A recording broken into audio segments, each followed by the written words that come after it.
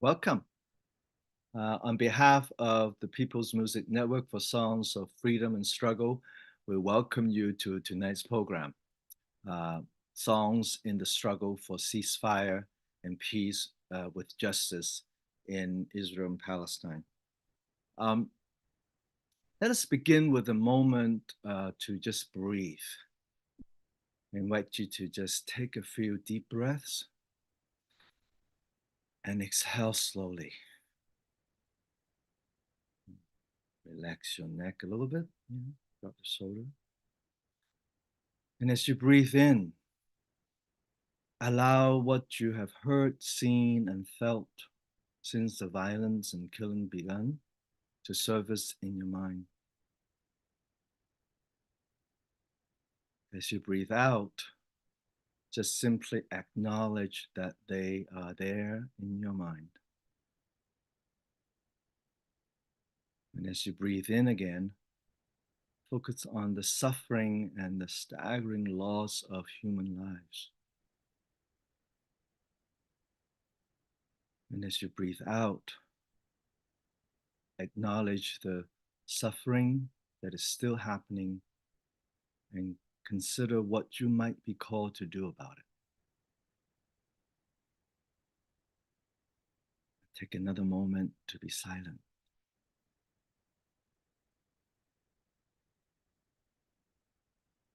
And in your silence, make some room in your hearts and minds for what is to come in the next 2 hours.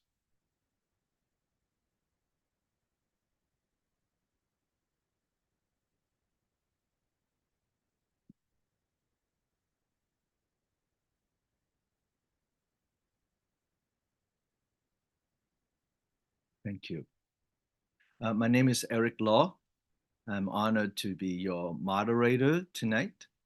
Ben Grosscup uh, who is also one of our panelists, will provide the technical help in this Zoom environment. And I also have invited Lindsay Wilson to help keep track of participants and help facilitate this event. The mission of the People's Music Network is to sustain and grow a diverse community of performing artists, activists, and allies who use music, poetry, and other art forms as catalysts for a just and peaceful world. We recognize that within our leadership and membership, there are diverse perspectives and responses to the current violence in Palestine and Israel. But today's program focuses on the worldwide movement for ceasefire, and in particular, the role of music in the struggle to bring an end to violence in Gaza and in Israel. This is not a debate or a concert.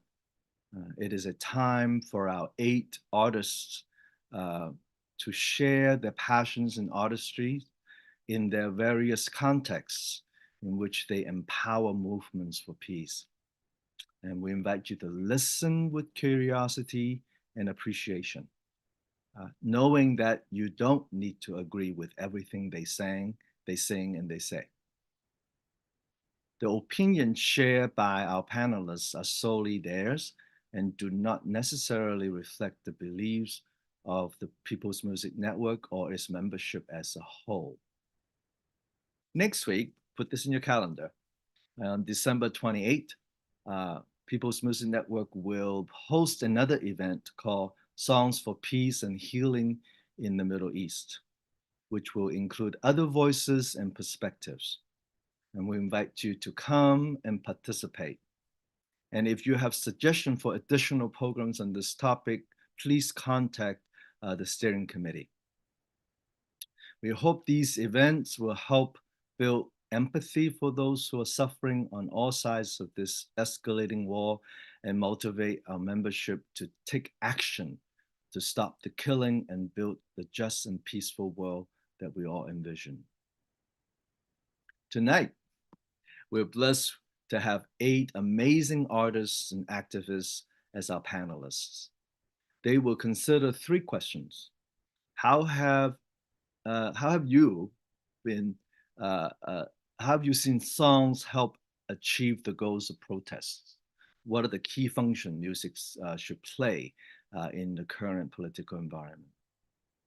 How are organizations writing and rehearsing songs and promoting their effective use at mass action? And how do songs help sharpen and amplify the political ideas of movements?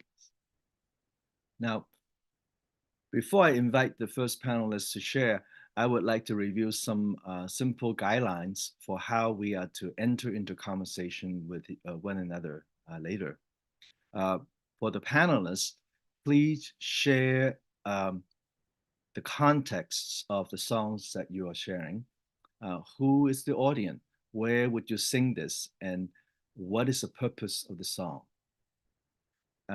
We also invite you to speak responsibly, like using I statements. We invite you to listen with curiosity and seek to understand, and also can ask clarifying questions of each other. We invite you to practice mutual respect. We can disagree about an idea without attacking the person. So I'm asking the panelists, do you agree to follow these guidelines as we proceed? Yes? All right, thank you. And I also invite the audience to also observe these guidelines, especially when using the chat to offer comments and ask clarifying questions. Okay, so listen non-defensively and ask clarifying questions is always a great thing to do. All right, thank you. So we'll go to it. Our first panelist is Ciara Taylor. She is the cultural strategist, strategy organizer and educator for the Cairo Center for Religions, Rights, and Social Justice. That sounds really exciting and important. Huh? Her work shifts the narrative about racism, poverty, ecological devastation, militarism, and Christian nationalism, and build power among poor and low-income people across the country and the world. So without saying any more, I would invite Ciara to share with us what you brought with us. Thank you so much, Eric.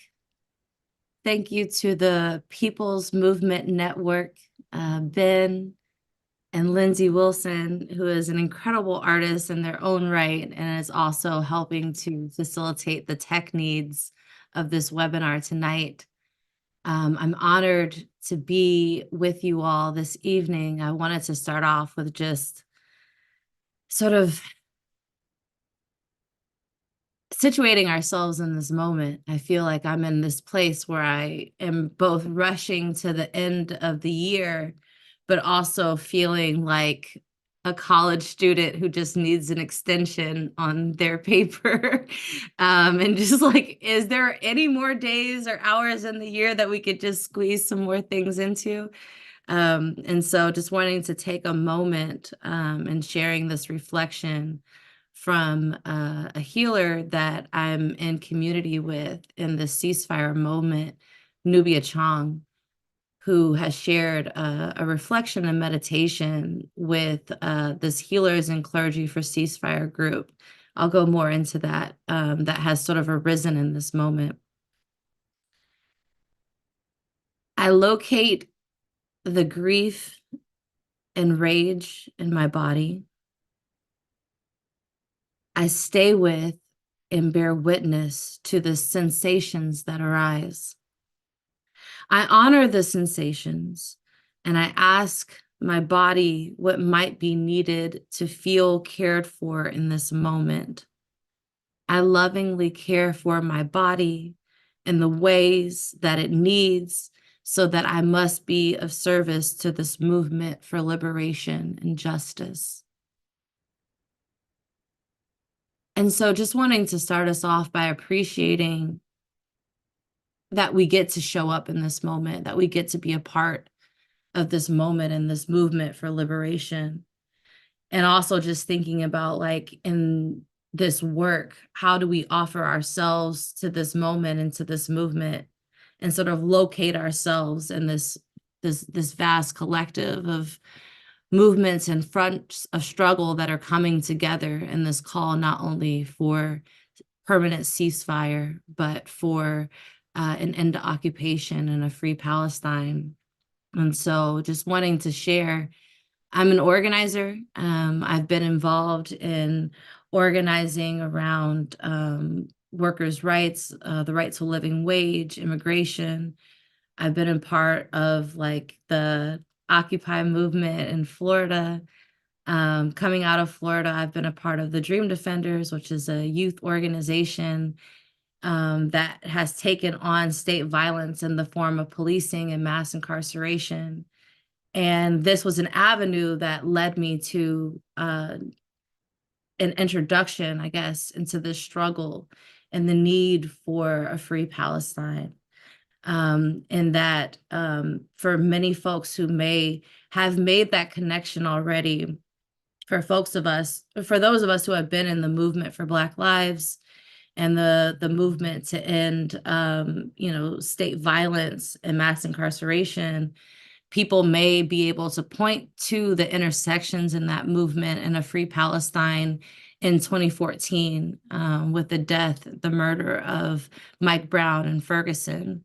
Something that we try to remind each other of is that when Mike Brown was murdered, something that I think we often take for granted, and the way in which that case in particular took off, is that prior to Mike Brown being murdered, social media platforms would not allow for the trending of the names of those who were victims of police brutality to trend. So, I got involved initially through the death of Trayvon Martin in Sanford, Florida. But it wasn't until Mike Brown that Twitter allowed for Mike Brown's name to trend. And the reason that this happened is because there was a similar siege on Gaza at that time and on Palestine at that time. And so for those of us who were on social media, those who are watching, we saw, the images of people being bombed, people being murdered, and also of Israeli citizens, sitting on the beaches watching these, bombings happen in Gaza and using it as like vacation time or, something that was like, entertainment. And so, social media allowed for the trending of Mike Brown. They thought, I think, to take away from what we were seeing that was happening in Palestine. But in turn, what happened was this beautiful and tragic, but beautiful melding of liberation struggles that were happening in the United States and centered in Ferguson at that time, and also Palestinian resistance movements who were teaching us how to fight, making those connections between the militarism that was happening in Palestine and that is happening in the United States, and those connections. And so I know I've used up half of my time, but I just kind of wanted to set that groundwork because I'm new to this network. But I think in that moment and in this moment right now, we're seeing such a rich melding of different cultures and liberation struggles. I feel like song is a way that I at least have been able to sort of process how our cultures, how our resistance struggles are coming together.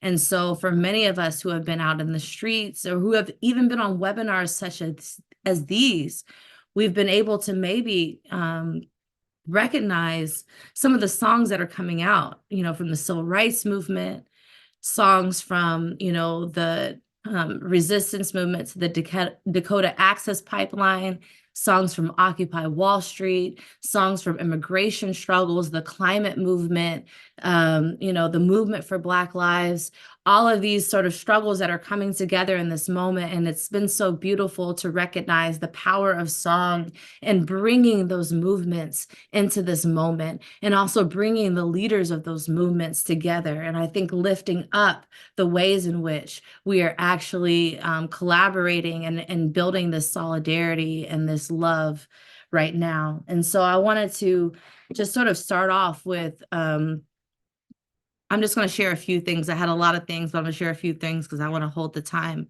But wanting to start off with like my journey in this particular moment as an organizer and as a cultural organizer who is trying to bring to the forefront the power of art, of song in this moment. But also, like, as I was saying, like with this melding of culture, this melding of histories, that there are real challenges that we have in sort of fully realizing this beautiful solidarity. And so for one of the things that happened to me personally and may come up for you all as song leaders is in one of my first actions. It was a multi-faith rally and march that took place October 20th. And so we were bringing together, you know, folks of Christian faith, Jewish faith, Muslim faith, and in these sort of strategic conversations, realizing that there were, you know, some cultural differences. You know, for instance, like when we're talking about multi-faith, you know, for me and for others of the movement for Black Lives, for instance, coming from, you know, the Black church. And, you know, for those of you who know, for those of you who have maybe watched TV, we sing. We sing for everything. We sing when we're feeling sad. We sing when we're feeling happy. We sing when we're feeling confused. We sing when we're under occupation and slavery. We sing when we're getting towards liberation. Like, it's singing is a core part of what we do to express how we feel in a particular moment. And likewise, like folks of the Jewish faith who are like these organizers who are coming together at the front lines, you know, we'll talk more about it with the other, you know, artists who are sharing, but singing is also, you know, a really important, you know, part of that tradition.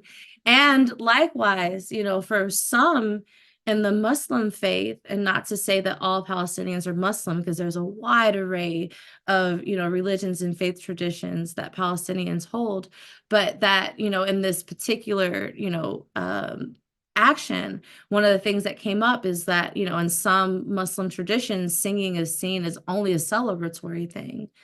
And so, you know, one of the things that we had to do, like as, you know, singers, as organizers in this moment, is to figure out how we like sort of like, you know, bridge that divide and sort of like bring together all these cultures, but also holding the sensitivities that our different cultures have. And so I want to show you a video that is like a bit of just like, you know, sort of our experience in trying that out.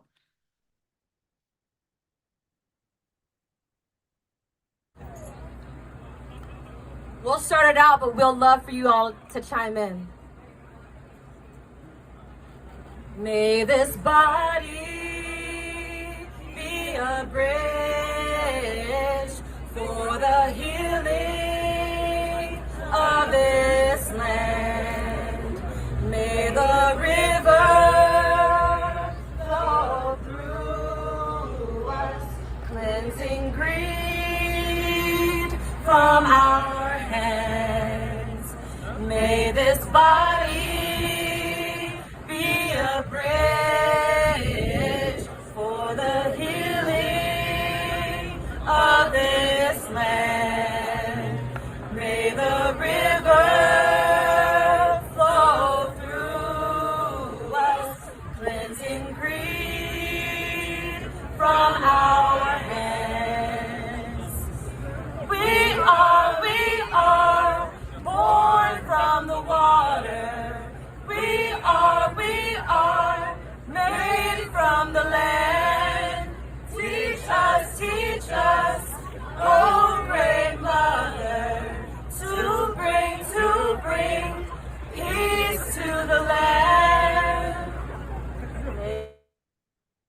And so just wanting to close, because I know I'm running out of time, but just wanting to close that, you know, with that particular action, as, you know, song sharers, as chant leaders, taking on that responsibility in a strategic sense, we chose this song knowing that although we would have liked to maybe have, you know, more songs, and we did have more songs in this action, but knowing that we wanted to focus the attention in this march and rally on this song in particular, because it represented a few things. The song, May This Body Be a Bridge, comes from cultural organizer and artist T. Martin, who participated in the resistance, the Dakota Access Pipeline.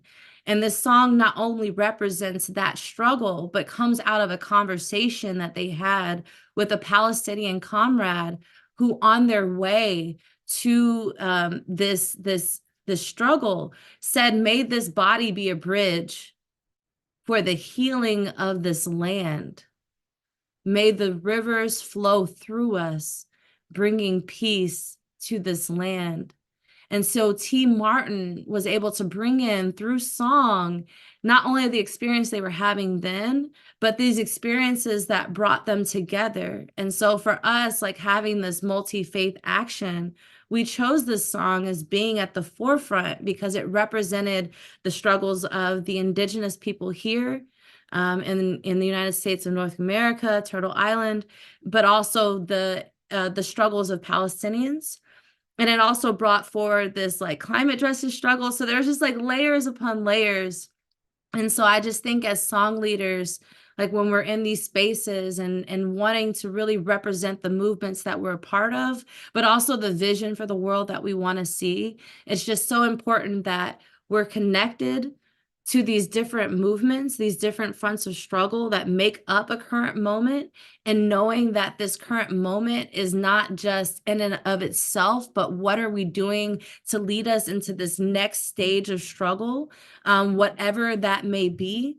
That also we're, really censoring the voices and the culture and the traditions of the most impacted, and also needing to have those like hard conversations when there need to be had, but that it can only be done in community.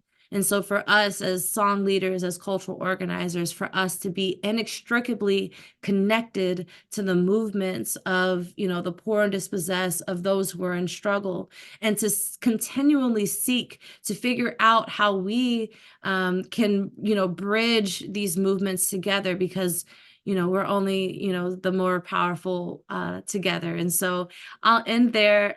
Thank you again to Ben, to Eric, to Lindsay, and to everyone who's on this evening. Thank you, Sarah. My goodness, what a great way to start with all the different movements that you mentioned. And we're not alone in this, as we, and finding strength with each other is great. So we will have more time to have conversation. So Sierra, so for sure. Okay, so I want to bring on our next panelist, and So Weiss. They are a visual artist, song maker, and cultural organizer working for healing and cultural change at the intersection of land, justice, and Jewish tradition. So is the director of communications and resource sharing at ZDAC Lab. I hope I said that right. A national multiracial network of political educators, organizers, spiritual leaders, and cultural workers fighting anti-Semitism, racism, and white supremacy. There's a lot more I can say about Seoul, but I will let them share more of the amazing thing that they have done, including songs that they have written that have gone being widely used in the ceasefire action. So welcome. Thank you so much, Eric. Thank you to everyone here, and to Ciara, your voice, your work, and your wisdom. And thank you for reminding us how deeply our struggles and our songs are connected. I'm grateful to hold that going into sharing. And thank you, People's Music Network, for inviting me to be here. I'm going to introduce myself and share a little bit about what music means to me in this movement, and share about a story, a song whose story I'm a part of. Like Eric said, I'm Soul. I use they, them pronouns. I'm a song leader and a visual artist and a cultural organizer. And I steward a network with other co-conspirators of leaders, learners, and practitioners who are fighting anti-Semitism, racism, and white supremacy, which, as you might imagine, is full on right now. To me, song really holds complexity and connection beyond what our minds can hold. Song bridges our hearts, our bodies, and our minds. And I really think that artists have a key role to play in imagining and channeling something that might be hard to imagine, a future that might be hard to imagine. In this time, I've been part of mass mobilizations with Jewish Voices for Peace, and if not now, calling for ceasefire and an end to the siege on Gaza. And I am here representing a growing and vibrant movement of Jews who are divesting from Zionism and reclaiming our traditions to invest in diasporist Judaism, which is reclaiming our spiritual traditions, centering the places where we make home. And I think that that's an essential part of moving power away from Zionism and imagining a world beyond a militarized state of Israel, which feels more important than it's ever been. And to me, and many of us believe that Zionism has co-opted anti-Semitism and has fooled the world into thinking that supporting the state of Israel is the only way to be an ally to Jews. And that's extremely dangerous for many reasons, partially because it keeps us from fighting real anti-Semitism that the far right is actively using to get into power, and because it continually increases the suffering and occupation and militarization against Palestine. And so one of the core ways that we can show up in this struggle is by proving loudly that Israel and Jews are two separate things, and that conflating them is actually incredibly dangerous. And I think that song has an incredibly big role to play in that. Singing as Jews, singing Jewish songs, being visible as Jews in the streets, calling for ceasefire and an end to occupation in solidarity with Palestine tells the world loudly, not in our name, this is not Jewish safety, and you will not get away with genocide to one people and gaslight the world into thinking you're being an ally to another. And I think that song is a way that we can hold the pain of that and learn together, grieve together, move our voices louder together. Music and communal singing play a profound role in the fabric of our communities and our movements. It lifts us up, it raises our voices louder, it holds us in grief, it helps us process, it keeps us connected to one another. Singing in community unifies us through collective action and gives us the experience of playing an individual role in something that is so much greater than the sum of its parts. Song helps us know the power that is possible when we syncopate, we harmonize and align with each other, in joy, hope, loss, or praise. It helps set a tone and stay on message in the streets and in actions, and it reminds us of our collective power. It helps us move our collective body as one, and it makes our collective voice louder. Song has been at the forefront of liberation movements for as long as they have existed, as I know everyone in this network is very aware. And I think for me, in this exact moment of the ceasefire movement, it feels like an ancestral connection Jewishly and also to liberation struggles across so many cultures, as Ciara so beautifully talked about. And it really connects me to the anti-war movement of the 60s and 70s.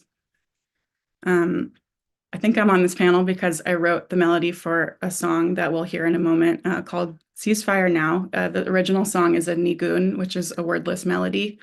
And it was titled Little Song, and it's a simple call and response song. And I'm gonna invite Ben to share this video, and then I'll share a little bit more about the song. Here in New York, about 500 members of Jewish Voice for Peace and their allies rallied at the Statue of Liberty Monday to demand a ceasefire in Gaza. Protesters wore black T-shirts reading, "Not in our name."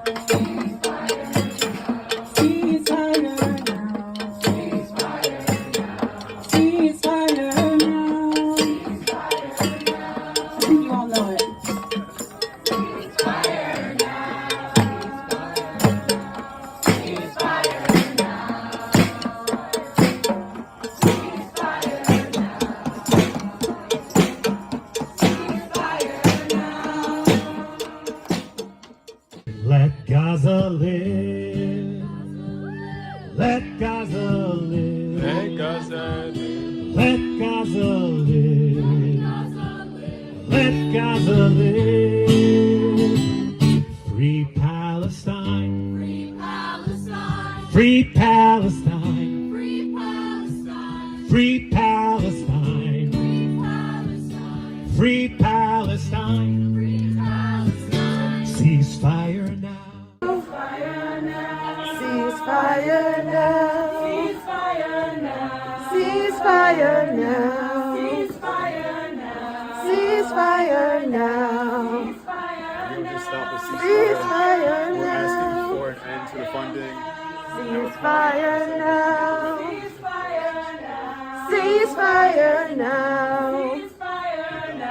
Ceasefire now.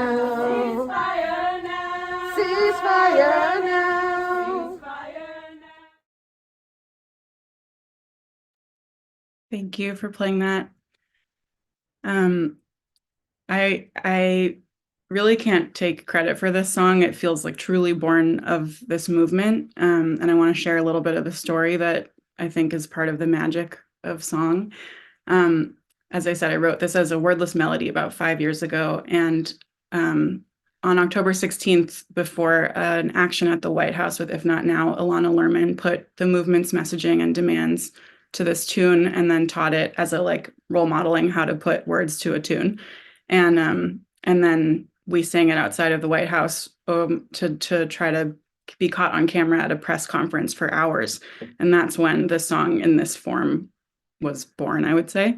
And Ali Halpert led us in that for so long. And I know that this song has traveled far and wide since then, as you could see in the videos. And every time people put in different words, and it's a really powerful vehicle for sharing a message because it's a simple call and response song and also has deep feeling. It's a great facilitation tool.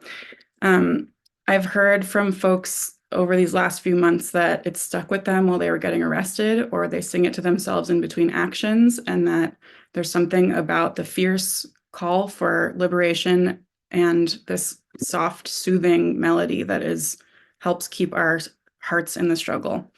And the melody can accelerate and pick up energy, or it can slow down and it can get soft. It's easy to learn. And I hope that you all feel invited to take it and use it in your efforts as well. I'm going to close out with one last video of Molly Bagot, Ali Halpert, Avra Shapiro, and myself leading We Rise, which is a song by Batya Levine, and outside of the Capitol Rotunda on October 18th. It's also a song that holds such a big prayer for this time and has for years. And it captures so much more that words cannot. And with the song, I just want to say, may we stay in touch with our grief. May we hold on to each other's humanity. May we keep fighting for each other's humanity. In hope and prayer, we find ourselves here, and we call upon all of the strength, spirit, ancestors, children, elders, and each other to guide us towards freedom. You can play it. Thank you.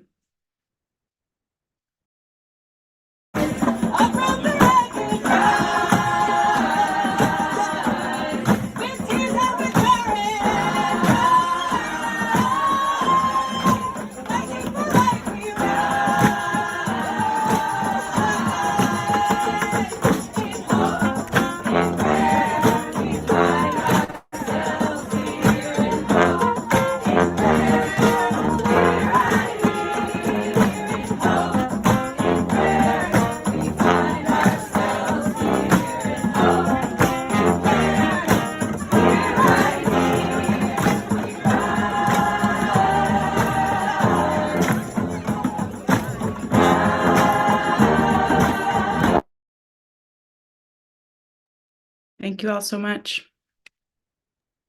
Thank you. So really, that song connected with me with a Lakota chant, like a lullaby, which we sing a lot in a lot of retreat that I do. So there's something deep in that, in that. So it's really great. Thank you so much. Thank you. we recognize that there's some really amazing comments coming out. Comments. So there will be a moment when we halfway through we will share some of those comments. Okay, so I would like to bring on our next panelists and Ben Grosscup. Hey Ben. Hey Eric, good to see you. Ben may not need introduction, but I'm going to introduce him anyway. You know, Ben organized online and in-person gathering for People's Music Network in his role as the executive director. And that's how I get connected with People's Music Network with the online program. And Ben's views on the subject of this workshop has are his alone, and we're going to say that a lot, you know, for those of us who are who have official roles in the, you know, and does not represent, you know, the full body of PMN's view on this. Just so and say that Ben's experience with the politics of West Asia began in 1999, where he traveled to Iraq as a delegation to resist the U.S. sanction on that country. Organized by Voices in the Wilderness. So as a song leader, he sings regularly in anti-war and anti-imperialist events. So Ben, welcome. Welcome. Thank you so much, Eric. It's great working with you on this event, and I really appreciate you moderating today. So yeah, as Eric was saying, I've been director of PMN for about 10 years, and that my views on the struggle for a ceasefire, on Israeli colonialism and Palestinian resistance, these are my views alone and do not necessarily represent PMN as a whole or the steering committee in particular.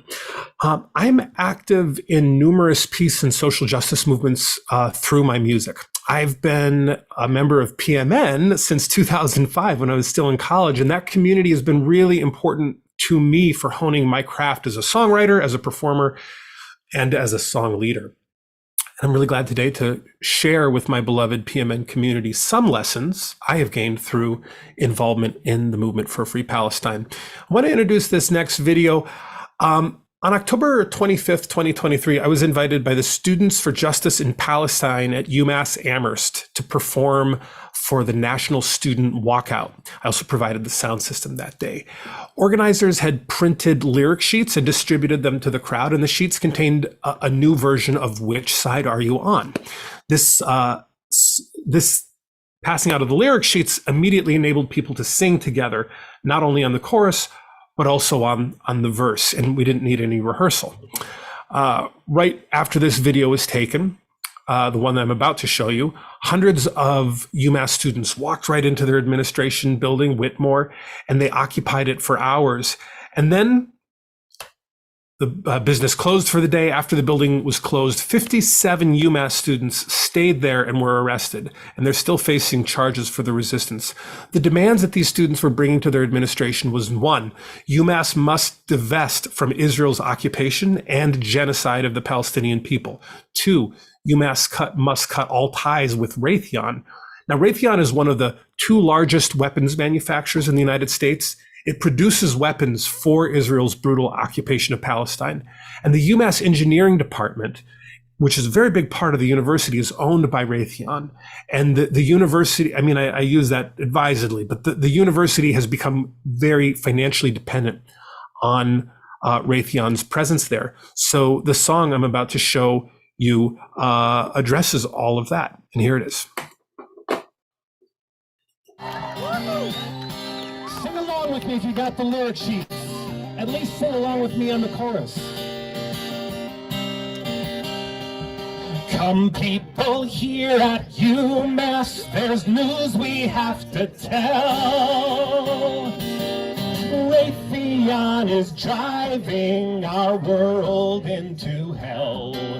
Which side are you on? Which side are you on? Which side are you on? Which side are you on? This corporation giant gets rich from weapons sales. Come countries turn to chaos as constant war prevails. Which side are you on? Which side are you on? Which side are you on? Which side are you on? Raytheon helps Israel to cause a genocide. It isn't complicated for me to take a side. Let me hear you. Which side are you on?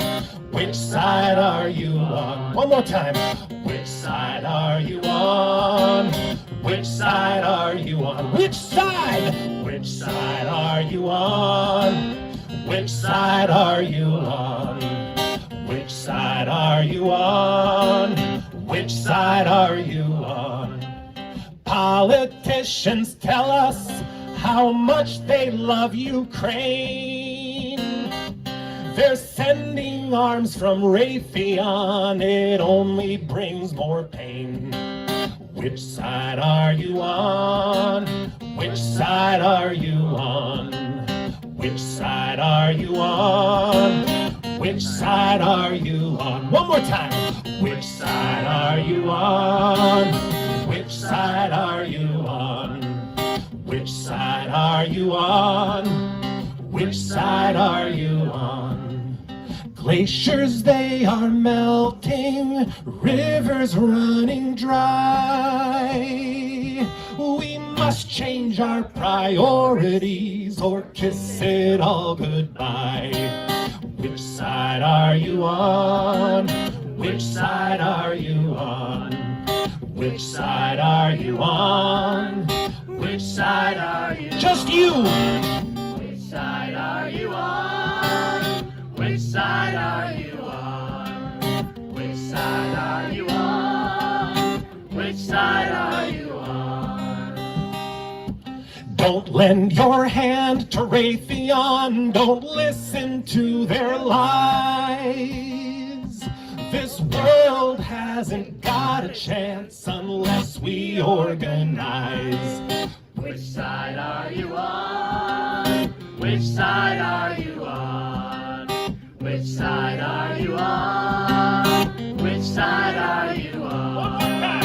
Which side are you on? Which side are you on? Which side are you on? Which side are you on? Which side are you on? Which side are you on? Which side are you on? Which side are you on?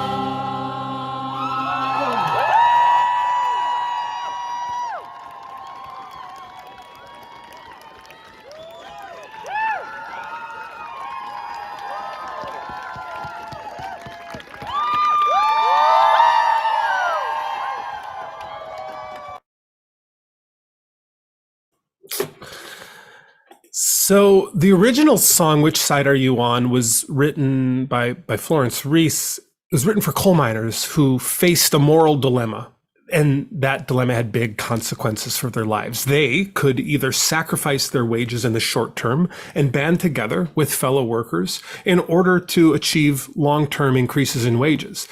Or the alternative was they could help the coal mine owners keep the mines going, and they could earn their living by scabbing for the bosses. So this song on October 25th that you just saw, the recording of this song is of an event where it's appearing in the midst of a politically contentious situation, and students are divided around another moral issue with big material consequences. Now, the song itself, the words, it points to a latent division between justice on the one hand and then everyday life on the campus of UMass Amherst on the other hand. Working class students who go to UMass, they face a future of burdensome debt as a result of going to college there at UMass. Now, Raytheon, this weapons manufacturer, offers to cover a part of the tuition of attending UMass to engineering students who are willing to work for Raytheon while on campus. The weapons makers are giving the following choice to students. They say either face a future of student debt with no support, or devote your talents to a war machine that makes you complicit with an ongoing genocide. These students who showed up, the 500 or so of them, are all for this action. They're already enraged Israel's crimes of genocide. They are already enraged that their own university is profiting from these crimes. And they have made the choice to stand in the way of the entire military industrial complex which has taken over their campus. This song tells the students that they are right to draw a line in the sand and to resist the death machine that surrounds them. It's easy to feel disempowered. And when we sing together, we help overcome that. And for me, as the song leader, when I can step back from the mic a little bit, the crowd sings by themselves, and this encourages them to feel their power as a mass. I just want to say a little bit about how it comes to be that this relationship gets made between an artist and a movement so that the music can happen. I think of there being like an organic connection or a professional connection. And as an individual artist, I have an organic connection with the movement I'm part of when I am like part of that movement as part of everyday life. Like Joe Hill was a member of the Industrial Workers of the World. He didn't appear at IWW actions from somewhere else. So the movement can produce its own artists. As a professional connection, it might be more that like I'm known for my music. And artists can have both kinds of connections. A union member may have an organic link to a movement and then sing at union events and earn notoriety through their contributions. An artist may also be connected with a movement, through a more professional connection, like how they're seen, but then build those links with those movements over time. Now, I'm not a student at UMass, so my connection isn't so much of an organic part of that campus. In the last 2.5 months, the movement for a ceasefire has been sprouting up all over the place, and it's being organized by new coalitions, and those coalitions are often ad hoc and improvised. Successful demonstrations require those coalitions to come together, and then the leaders of the coalition face a dilemma, like, how am I going to get seen as an important person unless there's time to be heard? But what that generates over and over again is these dynamics where these programs go on for a long time, and the program is just talking, and very little singing, very little opportunity for people to come together and express that political will as a mass. And musicians, I think we offer a unique emotional texture for carrying an important political message, but unless we're also leaders of organizations that can bring people to the demonstrations, we don't necessarily represent a constituency, and thus we won't be treated the same as people who do represent a constituency. And yet we can make that case that the music we bring is really important, that it lifts the spirits up. And I think that the more artists like myself who may not have as strong of a organic connection actually think like organizers, the better we're going to be, the more weight we'll have with our words. And that's my encouragement, to suggest songs to organizers and say, we could use this for the next action and make those relationships. Thank you. Ben, that's a lot to think about, that professional versus, not versus, an organic connection. Both. More conversation to come for sure. Okay, I know you plan another song, so we'll get to that hopefully. You had another. Oh song. yeah, just that was it. No, that was it. All right, good. Thank you. Thank you, Ben. Let's give Ben and our previous two panelists some love. Yes. Yeah. Thank you so much. I'd like to bring on our next panelist, Lucy Murphy. Lucy is a DC-based song leader and a founding member of the People's Music Network. How great is that? Without you, Lucy, we wouldn't be here. Thank you. And Lucy have a long resume. I'm just going to mention one thing. During the 1980s, she worked for the Palestine Human Rights Campaign under the leadership of Don Wagner and Jim Zogby, during which time he joined the Reverend Frederick Douglass Kirkpatrick at Matt Jones in singing at pro-Palestinian demonstration and event in DC and New York. I'll let her share more of her impactful journey in action over the years. So Lucy is yours. Well, I'd just like to say I had the privilege of being alive in the 70s when the Iranian students were getting rid of the Shah, the Arab students were supporting Palestine, the South African students were getting rid of apartheid, and all these different student groups came together. And one of the non-students who was working with them was a registered nurse named Ellen Siegel, who is Jewish and very anti-Zionist, pro-Palestinian, and she was working with the students, helping to organize their events, and introduced me to a lot of wonderful people. And I got a chance to travel to Palestinian camps in Lebanon in 1981. And a year later, Israel invaded Lebanon, and a massacre took place at Sabra and Shatila.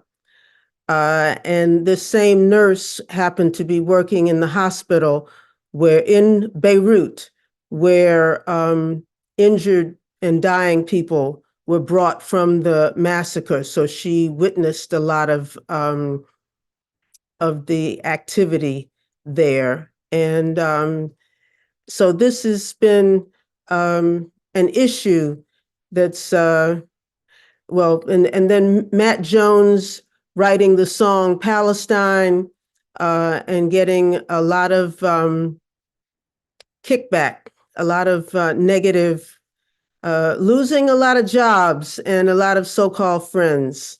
I would like to say, let's hear the music, and yeah. And we won't be silent anymore. Somebody's killing the children, and it's gone on Far too long. Yes, it's gone on Far too long. Yes, it's gone on Far too long. Somebody's killing the children, and it's gone on Far too long. And we won't be silent anymore. And we won't be silent anymore. One more time. And we won't be silent anymore. Palestine needs her freedom. Needs her freedom. Palestine needs our love. Needs our love. Palestine needs her freedom. Needs her freedom. Palestine needs our love. Needs our love. Palestine needs her freedom. Needs her freedom. Palestine needs our love. Needs our love. If you think of the Middle East in this modern time, you can't help but say the word Palestine. People there have lost their land. Some have lost their home. They live in other countries.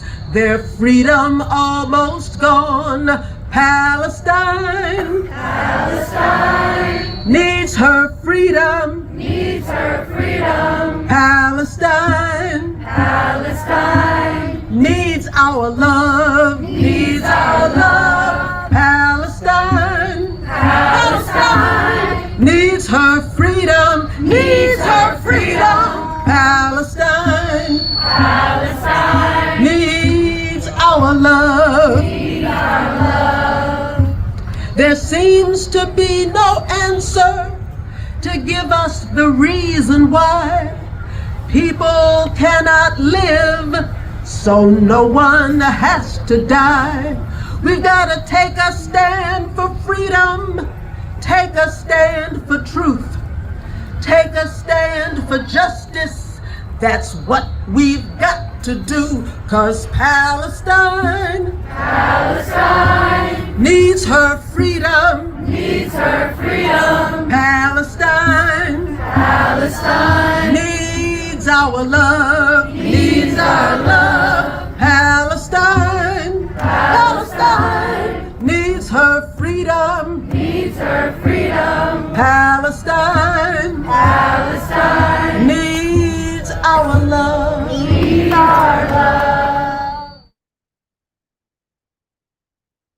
That was in front of Union Station.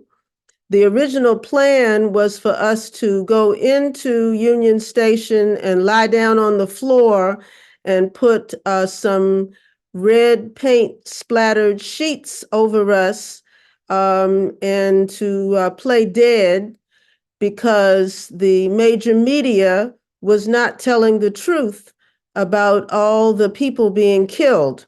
So we were just lying down. We have had a lot of die-ins in front of the Capitol, in front of Union Station, in front of CNN, in front of NPR, and what happened is the police put barriers up in front of Union Station and would not allow anyone in, not even people who wanted to go to the restaurant or who wanted to go and take a train. In fact, if they did not have a ticket to show to the police, they could not get into the station. I thought that was very interesting. And I think at this point, I wanted to recommend a book, Reclaiming Judaism from Zionism, which is a collection of essays edited by Carolyn Karcher, Karcher. And I was hoping the shared screen could put the book up. There are a number of organizations that I work with. Jewish Voice for Peace has been mentioned. Palestinian Youth Movement actually invited me to be part of what you just saw. Can those be displayed?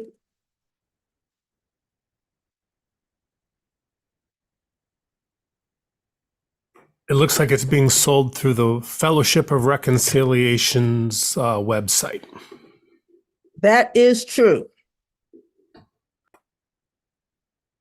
I would suggest Fellowship of Reconciliation of the various ways you can get the book. That's if you don't have a neighborhood bookstore that can order it for you.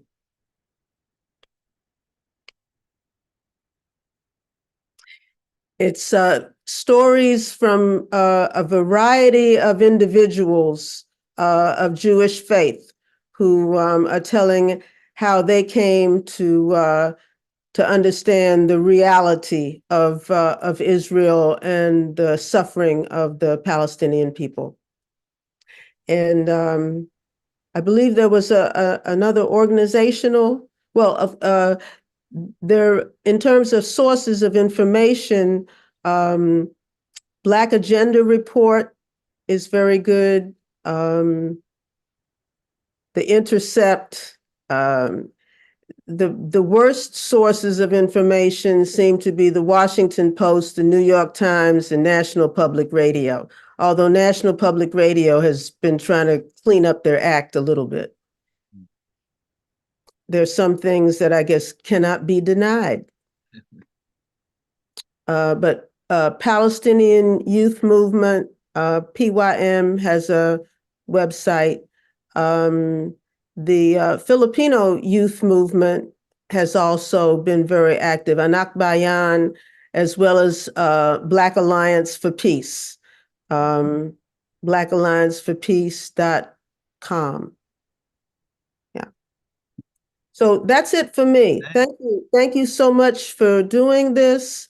I remember when it used to be that when that song was sung at some People's Music Network gatherings in the 80s, people would get up and walk out.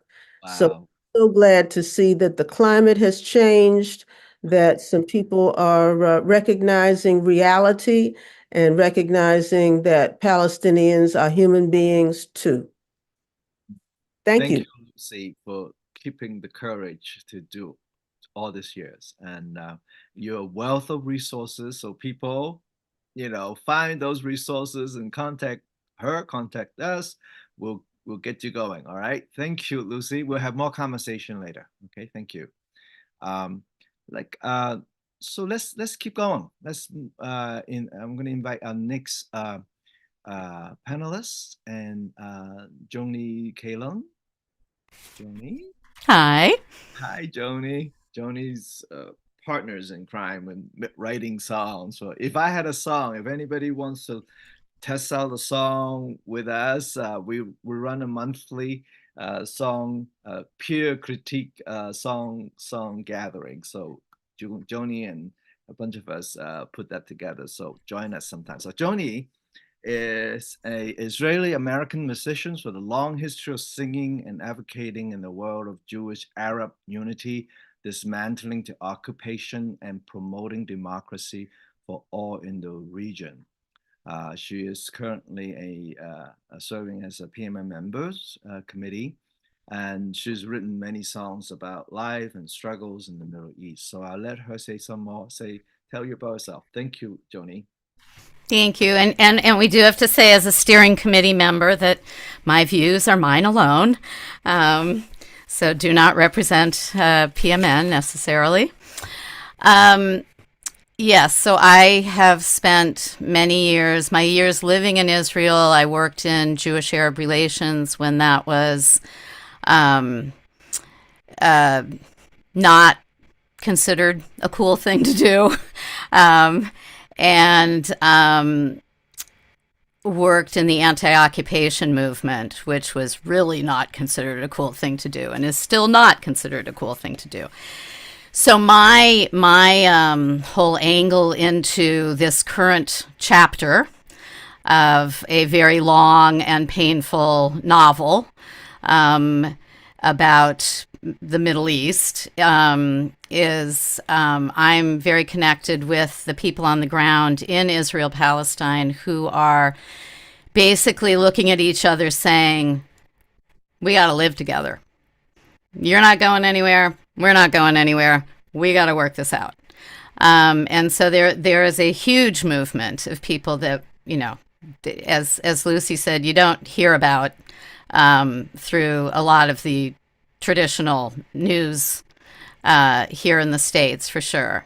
And those people are facing, they live under fascist governments right now. So they're facing a lot of physical danger, a lot of danger of being arrested, a lot of danger of, speaking out against the war, et cetera, et cetera. So that's my history, and that's, certainly where I come at this, I always say I'm pro-Palestinian and I'm pro-Israeli. So I'm not choosing a side in that conventional way at all. For me, these are two people that were thrust together in a very abusive arranged marriage. I would, who do we want to blame for arranging it? How far back do we want to go? But it's an abusive marriage. Up until October 6th, I was super, super convinced that we needed to move towards a one-state solution where there was democracy for all citizens of that state. There was citizenship from everyone from the river to the sea. And as of October 7th, I don't think we can do that. I think the reality is we're two traumatized peoples, and we need some space. and we need some reprieve, and we need, if anybody works in the field of trauma, you just can't force people to work it out. We need some healing. So everything that I write has always been from that place. And when I'm writing something for a rally, I'm, of course, writing very differently than when I'm sitting down to write a song that I'm going to be performing in a concert. Because obviously for a rally, I loved all the examples so far. We have all these amazing examples of people participating and being able to participate immediately. Ben had the luxury of having song sheets handed out. So often that's not the case. And so both Sol and Lucy showed these great, and Ciara showed these excellent, models of how to get people singing right away. So obviously one of the most easy way, and I loved watching Lucy do that with that song, is echo, right? So will you all be my echo? I'm going to do 3 different chants. Two of them were one was written in 2016. Everybody remember what happened in 2016 in America? It was kind of bad. So at those first rallies right after whatever the day was in November when, the world went south. So the first one was written then, the second one was written a couple years ago, and the third one was written last week. So you know what that one's about. Be my echo, please, but stay muted because we all know what Zoom is like. So, no more bombing. We're done with that. We're moving on, and we won't go back. No more killing. We're done with that. We're moving on, and we won't go back. No more violence. We're done with that.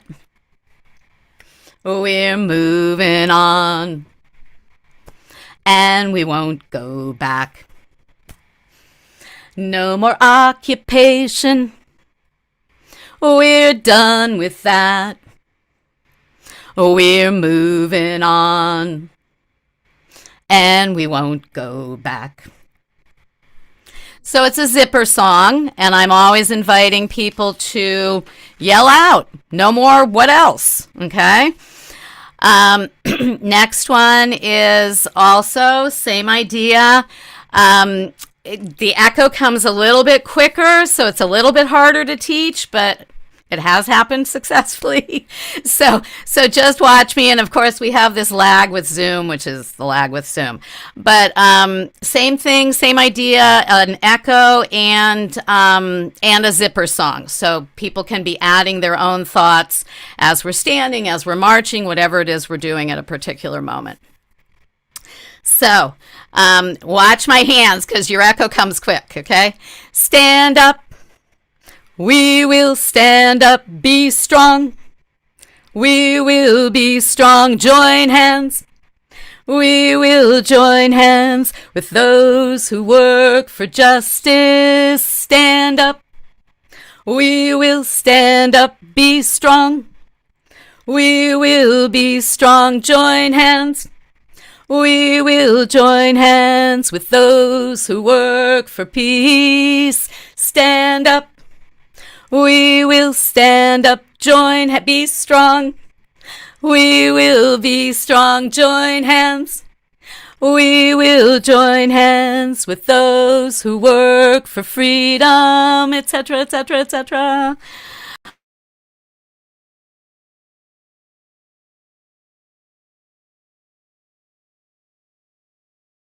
Somehow I'm muted. Now I'm unmuted. You can hear me, right? Okay. So the most recent one, I am, constantly in contact with my friends and family in Israel who are despite the danger out there on the streets, protesting at this point very strongly for a ceasefire, get the hostages back, and a political solution. Okay, so that's kind of the, it's not a nice, neat, short, chantable, yellable. It's this multi-part solution. We need the ceasefire, we need the hostages returned, we need the prisoner release, and we need a political solution. So that's not, some of those things need to happen immediately. Some of those things, there's a recognition that it's going to take a little bit of time. But I have, of course, I'm not, by being pro-Palestinian and pro-Israeli, I'm not acceptable in certain camps, and I'm not acceptable in other camps. Okay, so for many of my Israeli family runs the whole gamut politically. So for some of my family, I'm equivalent to a traitor, as are the other members of the family that are in sync with me, and then for many left-wing Americans, by claiming that I am Israeli, it's just the way it is, then I'm, delegitimate, illegitimate, whatever the word is. So I walk that little tight path, and that's who I am. So what I want to say to most people is, so be my echo, just stop. Stop all the killing. Just stop. Let people breathe. Just stop. Stop all the bombing. Just stop. Let people breathe. Just stop. Stop all the hating. Just stop. Let people breathe. Just stop. Stop all the blaming. Just stop. Let people breathe. Just stop. Stop all the othering. Just stop. Let people breathe. So, I'm sure you can all guess where that one came from. I sometimes, if there wasn't so much bloodshed, it would almost be like being a teacher in a kindergarten with just turning around saying, just stop. Just stop. Just stop. But there's too much bloodshed to keep it as simplistic as that.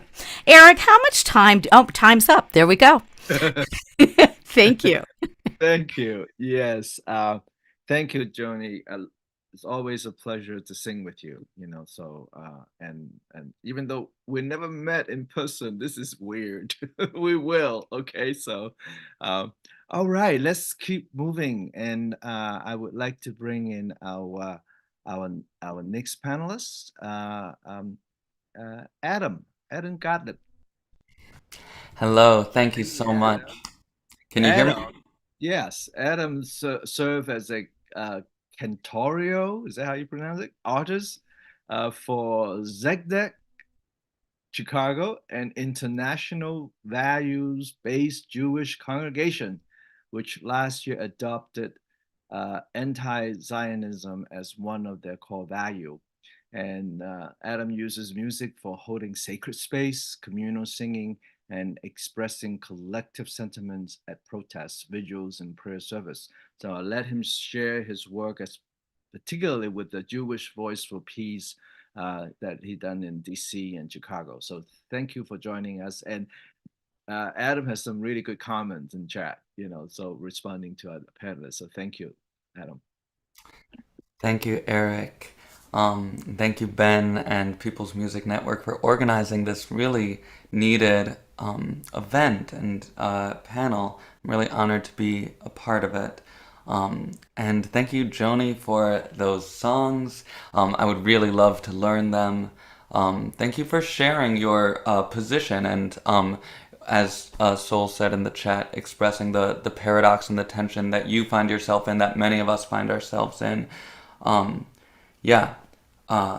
have a lot of empathy for that, and I think these are such delicate times, and it's really great. I'm really grateful to have a space like this with a container to like strategize and, you know, just share with other cultural workers and musical workers. So I'll time myself. I meant to start that when I started talking. So I'm a musician, songwriter, poet, music producer, part of People's Music Network, League of Revolutionaries for a New America, Tzedek Chicago, which Eric mentioned. I have a band, Adam Gottlieb and One Love.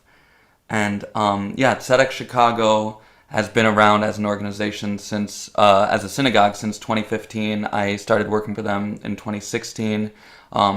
It kind of started when a core group of congregants and a rabbi were unfortunately kind of forced to leave the Jewish Reconstructionist Center in Evanston, which is the suburb to the north of Chicago, closest to the city, over the issue of Palestine. And in many ways, the whole existence of this congregation has been predicated on trying to reclaim Judaism from Zionism and try to do what we can to prevent exactly the kind of tragedy that we now see unfolding from happening.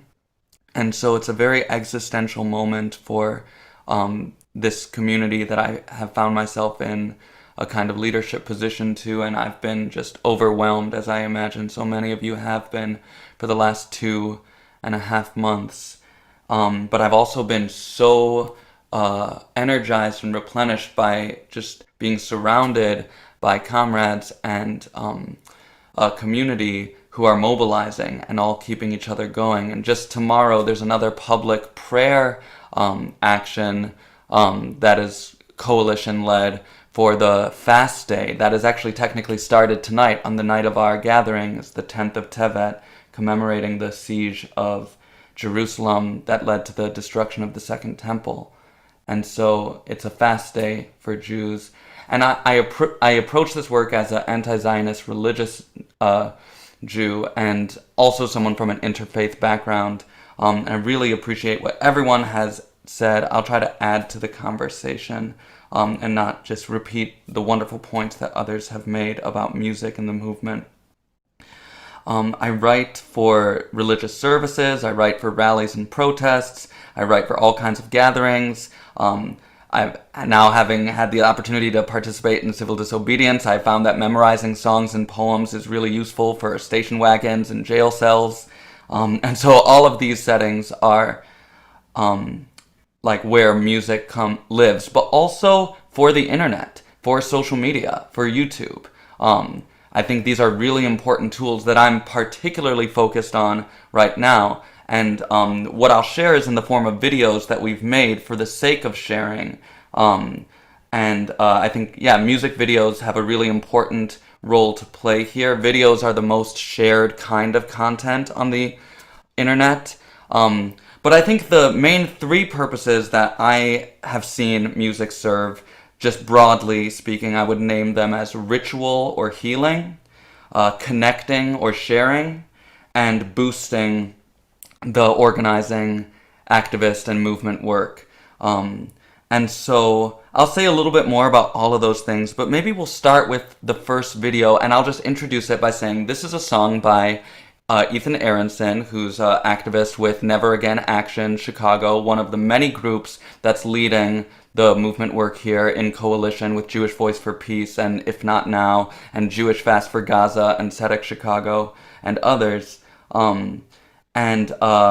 It's a bit more complex than the simple call and response forms. And so it was actually taught to song leaders in a breakout session and taught to the general red team and people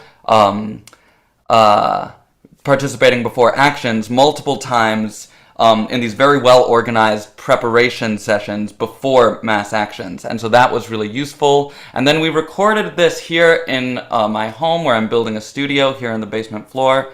And the video was created in partnered with people using iMovie and DaVinci Resolve, which is free software, who are not professional video editors. The next video we're going to make is of Saul Weiss's song. I would love to use some of those images that we already saw of that song, and we do have a professional videographer working on that one. But anyway, let's play the first video. So this is May All Whose Bodies Shake by Ethan Aronson.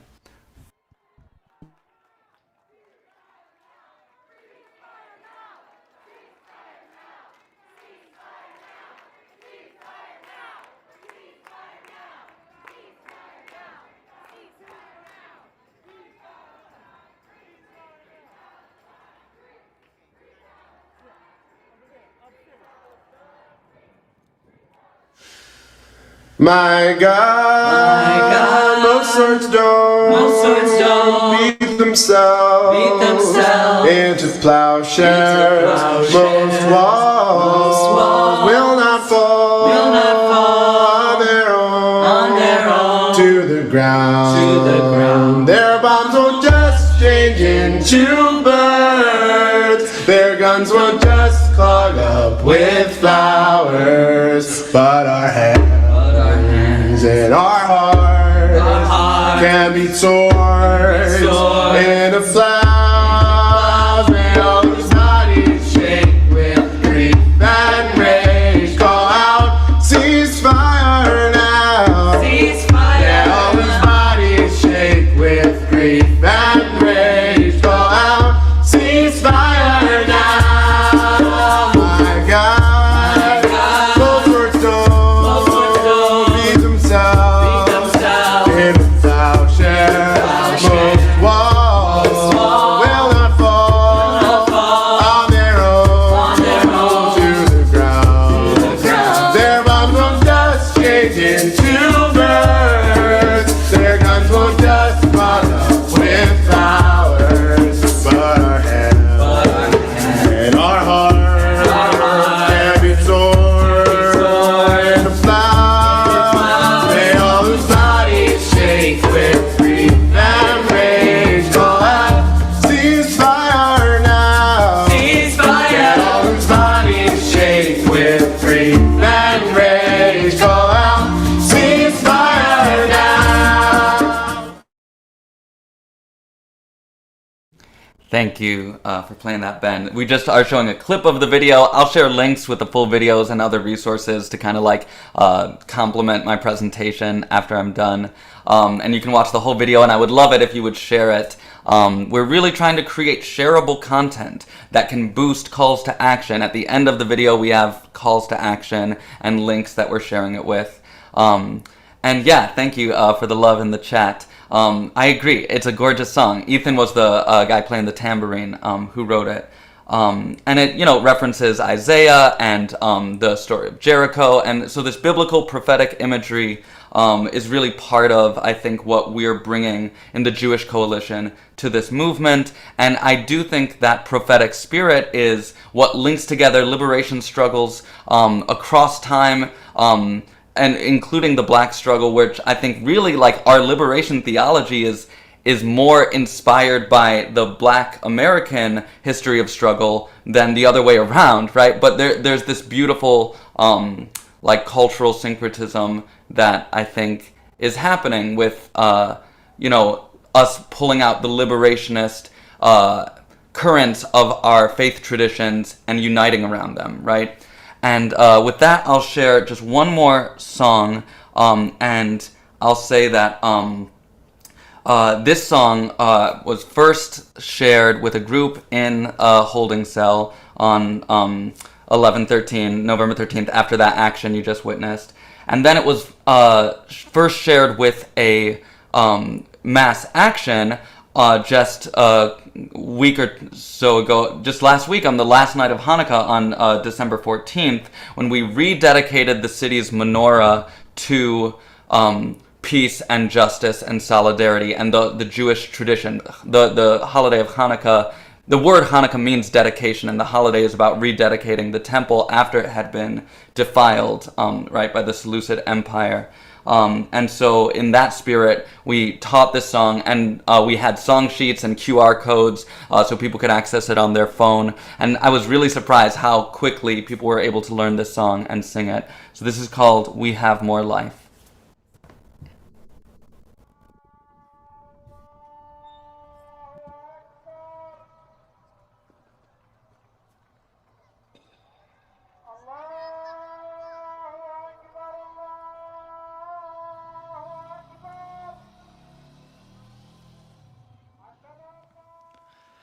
They have much more death than we do, but we have much more life than them. They make sacred symbols into weapons of war we condemn. They say bombs protect our homeland. We say that home could not be mine. They say Zion can be owned, and we cry out, Free Palestine. They have much more death than we do, but we have much more life than them. They make sacred symbols into weapons of war we condemn. They say bombs protect our homeland. We say that home could not be mine. They say Zion can be owned, and we cry out, Free Palestine.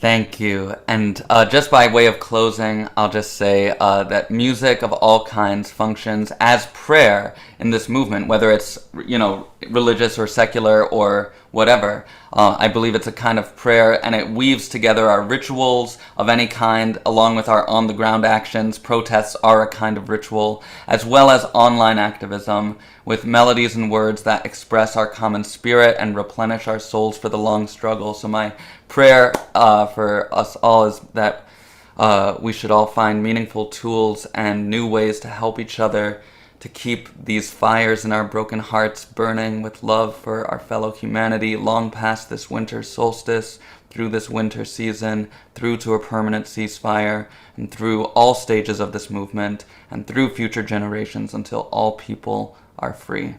Amen. Thank you, Adam, and we will hopefully we'll have more time to talk about ritual healing, connecting, and boosting. And if not, I'm gonna go after you. I'm gonna learn more about that as well. Okay, so thank you. Let's bring our last live person who's with us, a panelist to join us, David Rovics. Hi. David, ever since the workshop you did, and I was for PMN a year ago, I have been touting your saying that songwriters are historians, and I try that. It's really cool. So thank you for that. David has been writing songs about ongoing struggle in Palestinian people against the Israeli occupation for the past 23 years. So he gives concert tours, bringing this to a worldwide audience. So I'll let David share what he brings with us. So welcome, David. Thank you, Eric, and thank you, everybody. This has been really great. People keep on saying and singing the sorts of things that I would be saying. So I don't need to. I'm really happy to be going last because I can just skip everything that everybody else has already talked about. Although I probably will repeat what people have said anyway. But uh, I guess I would, particularly in light of what everybody else has been talking about, I think I would just focus on the the power of songwriting as a tool for popular education. I mean, you have 2, 3, 4 minutes to tell a story, and you're working with people from the United States and from whatever other country, you know, who have been uh, often raised on generations of propaganda, and you're trying to tell a story with a totally different narrative than the one that they've been raised with, and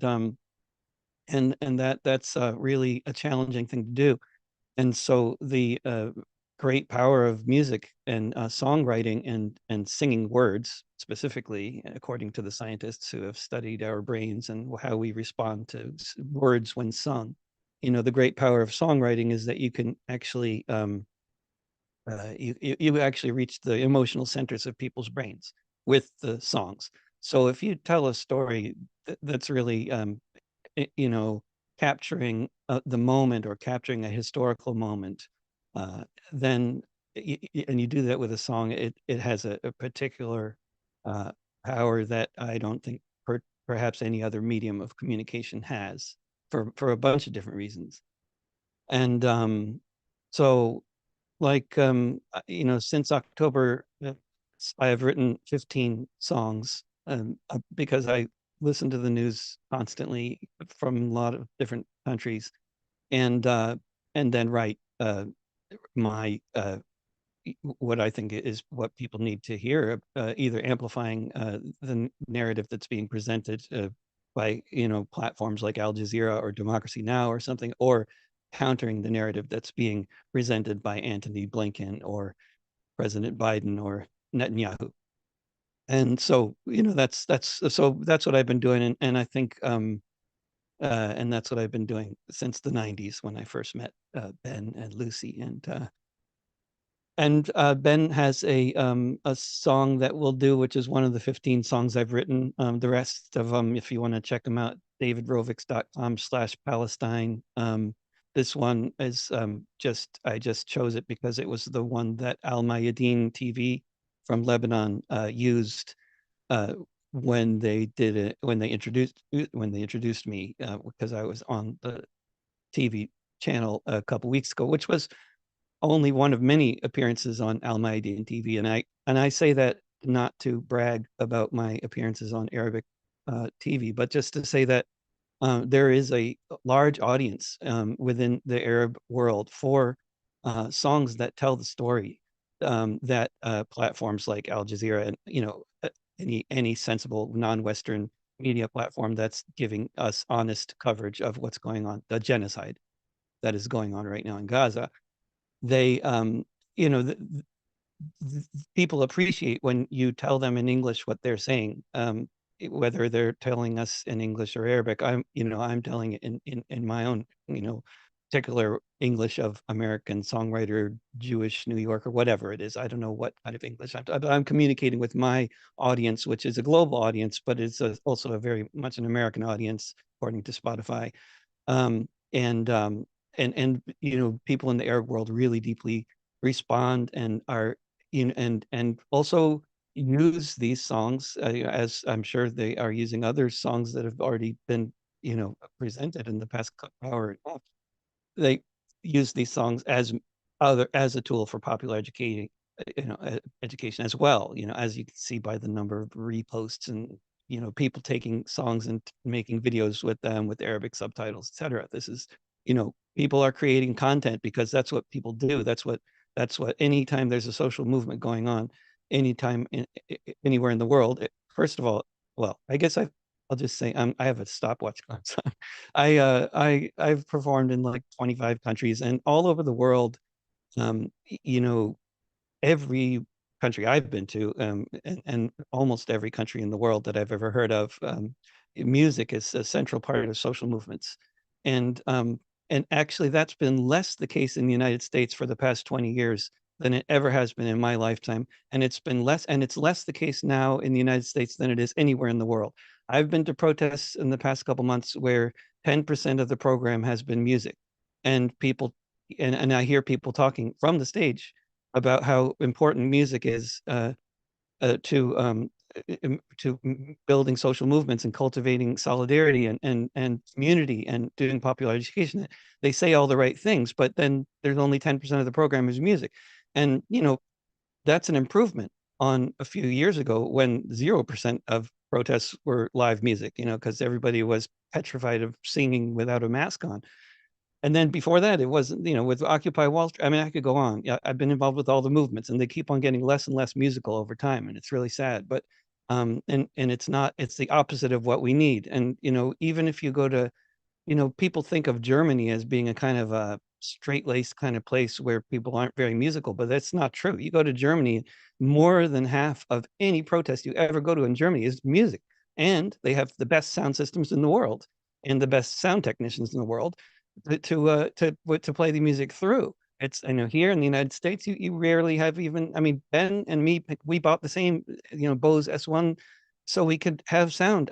16 years of living in Portland, half the protests we have, we don't have sound systems that 100 people can hear what's going on. So yeah, I have issues with my country, and I mostly make a living playing in Europe as a result of those issues. And then I'm looking at a timer, and that's not the timer. Oh, here it is. Okay. Yeah, we have time for that song, I think, basically. I might go over a few seconds. So I'll just stop there and I'll present this song to you. But that'll be my presentation.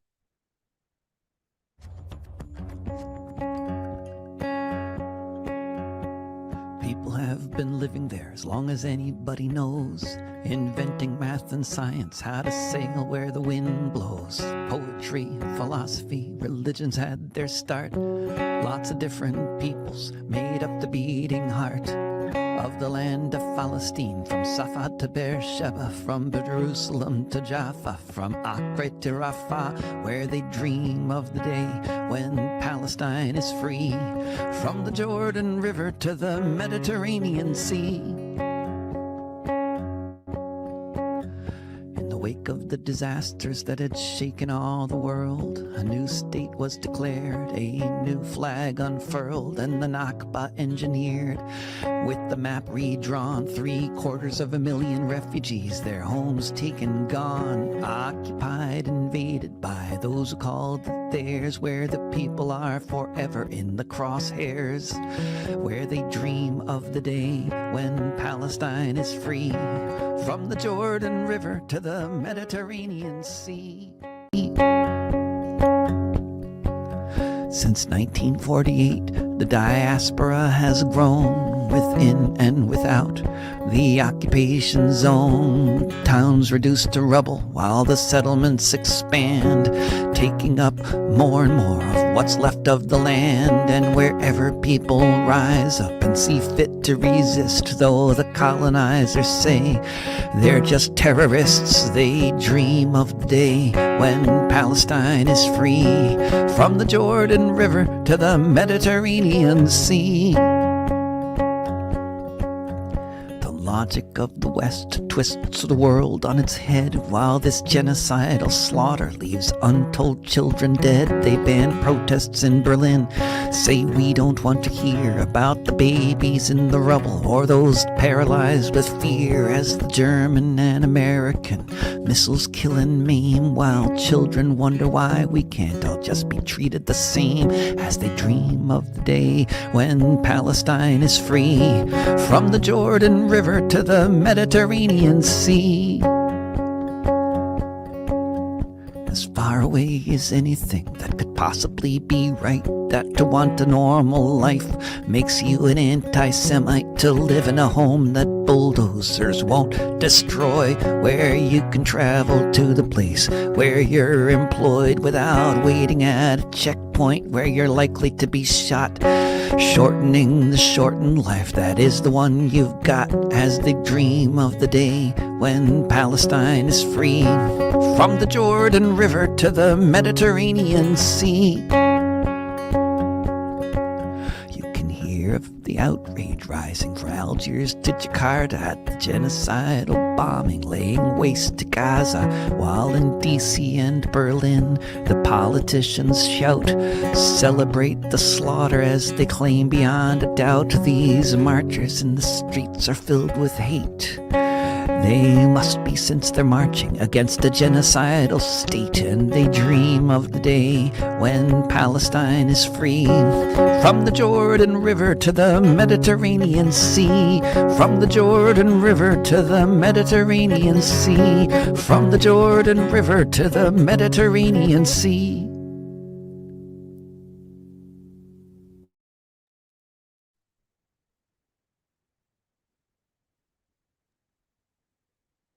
Thank you. Thank you, David. Thank you, David. Always learn so much from you, and every time I hear you, and hang around because we're going to have more conversation. Okay, so Looking forward to it. yeah. So our last presentation is from Penny Stone, who not able to be with us on Zoom because time zone just does not work out for someone living in Scotland. So she is a song leader, teacher, singer, composer from Scotland, and she works as a human rights observer in Palestine with the Ecumenical Accompaniment Program in Palestine and Israel, a project of the World Council of Churches. So before we show her video, I'd like to see if the panelists would stay, because we ran a little long, okay? Nobody's fault, you know, because it's important that we share. Can you stay another 15 minutes for conversation? Is that, I'm looking at folks. We'll start the conversation before the end of the hour, so, but I think it will be more productive to have more conversation. Is that okay with the folks? Right? All right, so Ben, why don't we hear from Penny? The children are always ours, every single one, every one.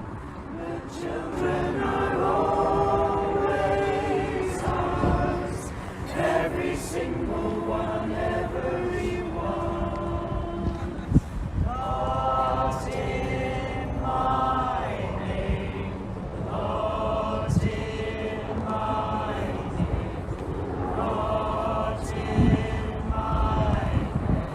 not in my name, not in my name, not in my name.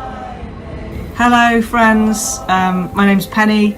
I'm based in Edinburgh in Scotland, and I connected with quite a few of you during the pandemic, which was one of those beautiful silver linings. And I both sing as an individual, and I lead singing groups, and I co-lead the Radical Choir in Edinburgh. And I also I put together with a friend of mine a Palestine Solidarity Choir.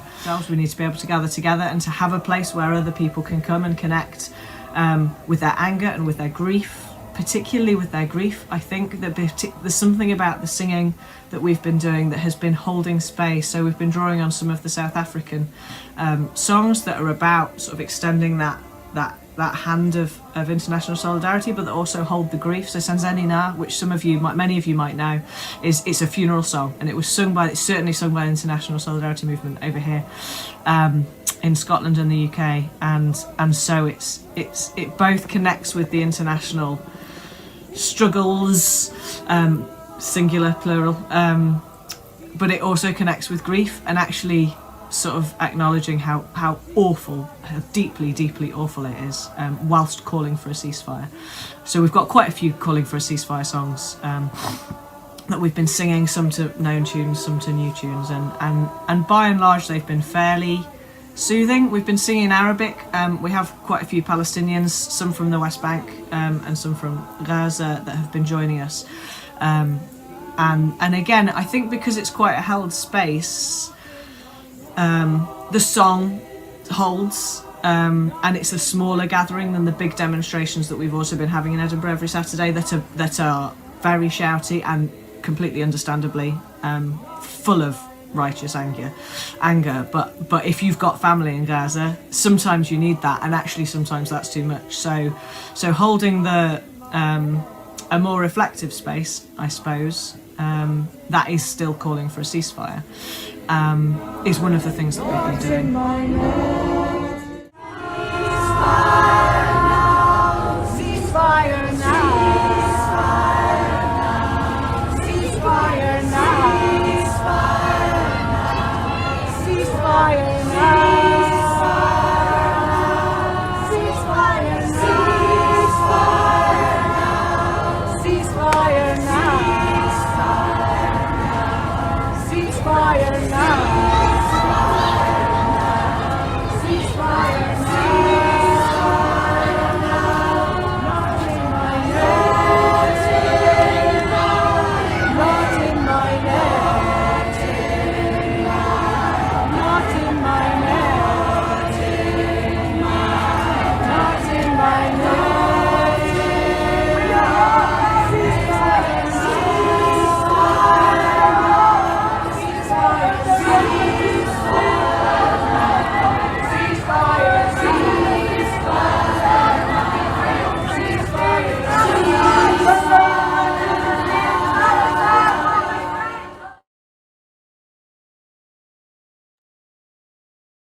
Let's give Penny some love.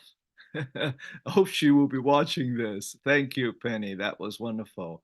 And there's requests for the arrangement that you have. So really great. And also love for all the panelists so far, and how I'm amazed how we connect, how we echo each other, like this song we just sang, you know. And so I like to invite my partner, Lindsay, to share some of the things that she's been watching in the chat, and to begin our conversation with the panelists. Yeah.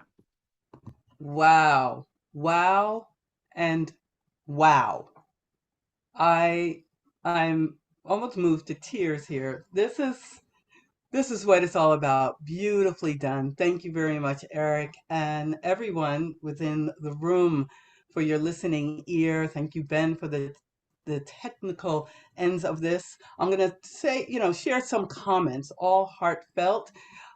First with Ciara from Adam Gottlieb. Wow. Thank you so much, Ciara. What a rich opening. Really appreciate your grounding us in the tapestry of struggles woven through history and the challenges, opportunities of building bridges in this moment. Joan Caleb says as well, Joanie says, thanks, Ciara. Love that song. Okay, so we're going to move along. There's a lot of great comments, wonderful comments here. We have also, Ciara says, the song, and there's hearts aligning that comment. Laura Sue Walensky from Florida says, as a Jewish peace activist, I'm very much appreciating Soul's statement. So we're going to go into the comments for Soul Weiss. As a Jewish peace activist, I'm very much appreciating Soul's statement here during the video. Mara Sapan Shevin, I hope I'm saying that correctly. Sorry if I'm not. Soul, you said it so beautifully. As a Jewish peace activist who learned everything I know about Tikkun Olam and social justice as a Jew, the current situation violates all my Jewish beliefs. Wow. Laura goes on to say, yes, same here. Steve, hey, Steve, ceasefire now. Explanation point. Adam Gottlieb also chimes in. This song has been the soundtrack of some amazing moments in Chicago, from the heat of action to the darkness of inside station wagons to marches all over the city. We are working on a recording and a video. Oh, it just jumped. Sorry about that. Bear with me. Let's see where it is. Oh, wow, it jumped all the way to the beginning. Okay, we are working on a recording and video of it here. It has such a powerful effect on people. Mm. So, All Lindsay, right. let's save some of it for a little bit later. Yeah, Uh, there's a lot. I think these are great, and they're on the chat, and so it's just a lot of love coming from folks, and so on. So I'd like to open the floor for the panelists. So Ben, if you will highlight all of them, can you do that? And Yeah, if panelists can go ahead and just make themselves visible by turning on their camera, I can bring you on stage. Mm-hmm. And so as we do that, let me remind you that we are here to practice mutual respect, and that we are to speak responsibly, and to listen curiously, and ask a clarifying question of each other, and begin with something constructive and positive always. And if you have a comment for each other or question for each other, feel free to do that. And so I have some, but I'm going to hold back, and I'm going to invite you all to engage each other in some conversation. Where the connection, where the diversion, where the all of those are okay. Okay, so.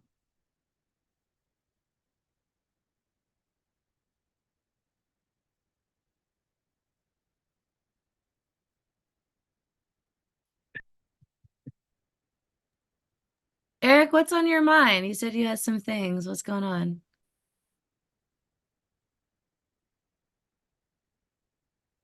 All right, so I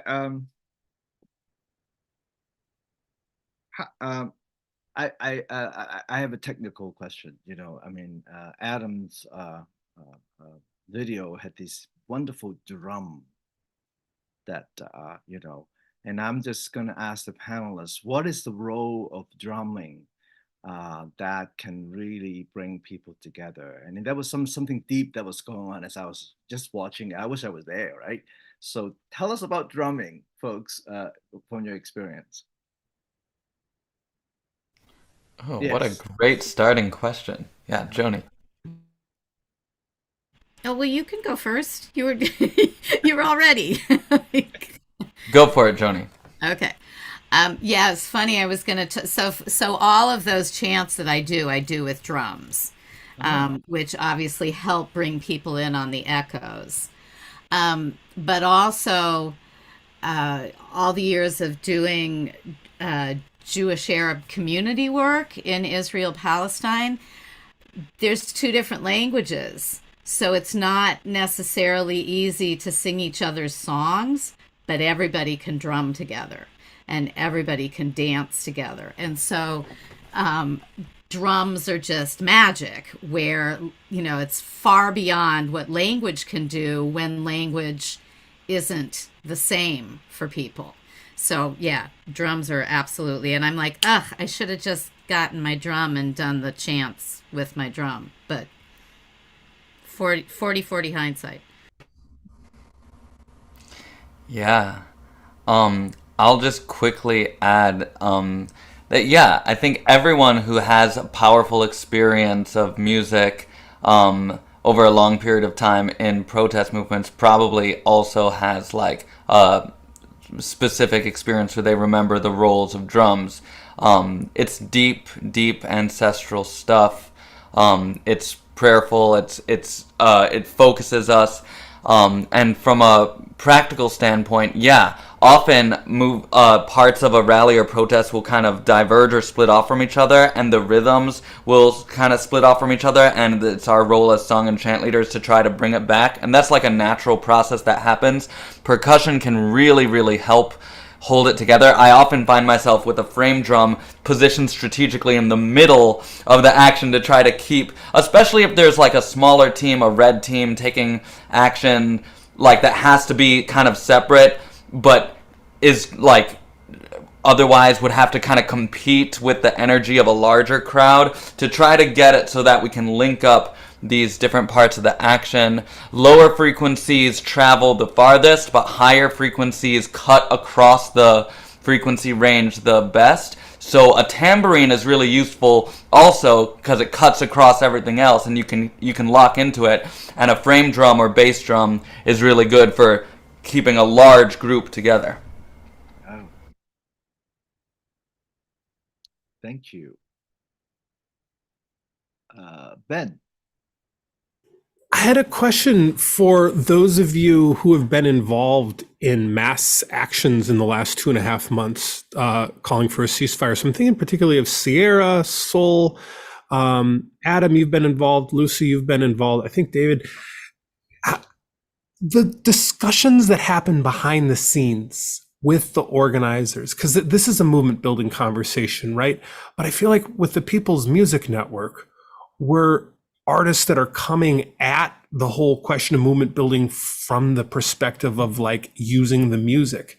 So there's like as much political division as there may be around the question of like Israel Palestine, there's also the question of like different approaches to the aesthetic dimension of music, and our songs are containing both aesthetic and political dimensions to them. But then that's really when you're on the same page politically with people, but you have to decide how to run an action, then the struggle is really over like the aesthetic dimension, like what do we want the action to look like. So I'm really curious, like what lessons those of you have learned that maybe the rest of us can learn from as well as we engage in this movement, in our local areas. Like what have you seen work well, where musicians pair up well with non-musician organizers to like make a really inspiring plan for bringing music into the action? Thanks.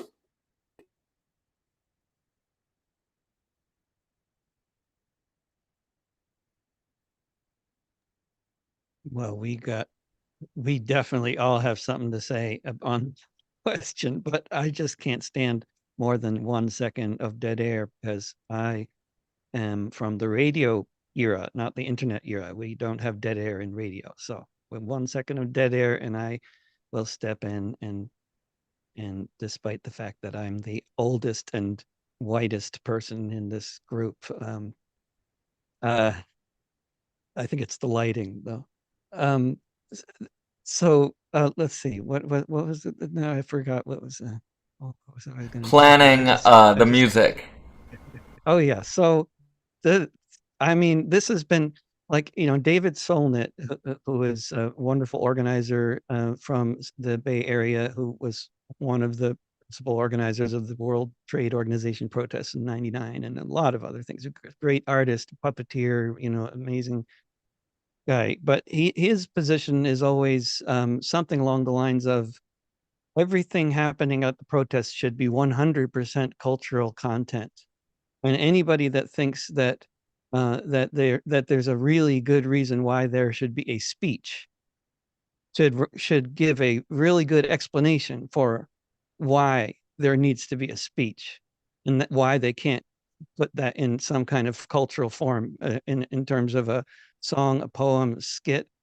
And I mean, of course, that you start out with that position, and then you end up with a protest that's about half speeches and half music, and that's fine. But somebody needs to be holding down that 100% position, and that and not but certainly, of course, speeches can be fantastic, and it's really good to have speeches. But really, honestly, truly, any protest that is less than half music is going to you're going to leave that feeling dejected and depressed. And no matter how good the speeches are, they should be a majority music. 10%, 20%, no. The majority of it should be music. And if you can't find if you have a lack of great political musicians who can play at the protests, then there's it's good to have music from the whatever any relevant culture to whatever it is you're doing. Just have music. And also in Germany, where I play a lot, they don't. It's not that the musicians are necessarily like political at the protests all the time. It's just that most of the program is music. So that's I could say a lot else on that question, but I'll just leave my part at that.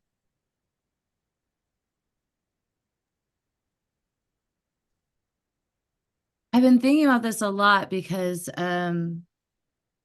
you know, I came into movement as an organizer and sort of learned to sing as a medium or as a tool for liberation through organizing. More recently, actually, through my colleague, comrade Sharon Rebar, and my involvement with the Poor People's Campaign, a national call for moral revival. And, you know, I have to say, as much as, you know, dead air, of course, but something that I've been, you know, trying to sit with, and I was speaking with Ben about this yesterday, is kind of like there is enough time.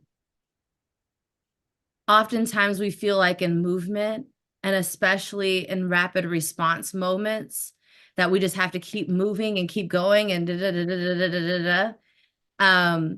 And I feel like that's something that our enemy wants us to feel, like our opposition wants us to feel, that time is scarce and it's running out and we only have time or space for one or two people or one or two ideas. But in actuality, when we think about this struggle, and even in a rapid response moment, we have to think about the long term. And something that, you know, I've been reflecting on in my network and thinking about how we're raising up generations of leaders. And so even in these rapid response moments, I try to remind myself, and luckily, you know, being able to build with folks like you, people in struggle, like I think we constantly remind each other. I know I've been in a closet with Lindsay Wilson reminding me of, like, you know, just take a breath, you know, take a moment, you know, reminding each other of that. And that there is space for us to figure this shit out, you know, like we don't have to just like run, run, run. And I think that culture and art has a very important place in that. And even, you know, myself, who has been involved in, you know, different organizations and different fronts of struggle, and feel comfort in like sort of different positionings in that, like I am in this moment stepping into a role of being an cultural organizer. And it is a little uncomfortable. And it does sometimes feel, you know, especially as someone who's not Palestinian or someone who's not, you know, from the Jewish tradition, who's taking a lead in this moment, to like sort of be in the place of, you know, like sort of separating yourself from yourself as an individual, but thinking about ourselves as tools of liberation or mediums through which we're inviting other folks into the movement, and that our role is actually super important, and believing in that and ourselves. Because sometimes, yeah, sometimes I falter and I sometimes shrink, and sometimes I feel like, oh, I don't know these people, so I don't want to ask, you know, blah, blah, blah. And then every time, you know, there's a song sung, people just feel so relieved and people feel so moved and people feel so connected. And so I think there's a thing of like stepping into our power, into our responsibility, you know, as song leaders and not as individuals. And then I think, again, it's actually having relationships with the organizations and people in struggle. And that we can't just show up to a protest with our megaphone and we have these songs that we want to sing. I was somewhere, and someone I love deeply and is very well respected in the movement wanted us to sing this song because they wanted to film a music video, but the song just like did not fit the messaging of what we were trying to put forward, and having to tell that person like, yo, like, I love you. We have messaging, we have a strategy, we have a team of folks, we have these songs that we want to sing, and sort of holding on to that, holding on to our purpose and the moments. And sometimes that means like taking a breath. Sometimes that means pulling our comrades aside and being like, yo, let's just take a minute. Let's do a prayer. Let's do a song. You know, let's do a poem, some way of getting grounded, because we have time for that. And that we're not going to be able to stay together and keep this, you know, this thing together if we don't make time for love and spirit and art in our movements. We're just not going to survive. And so I think that, you know, those two things are super important.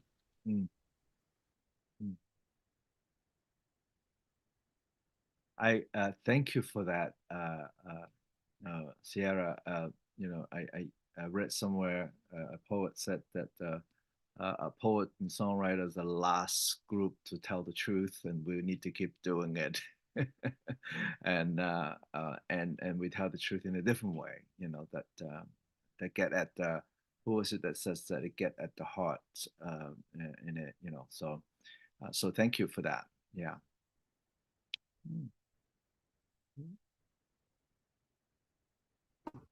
I have a question, actually, kind of adding on to what Ciara's saying, but more like a question.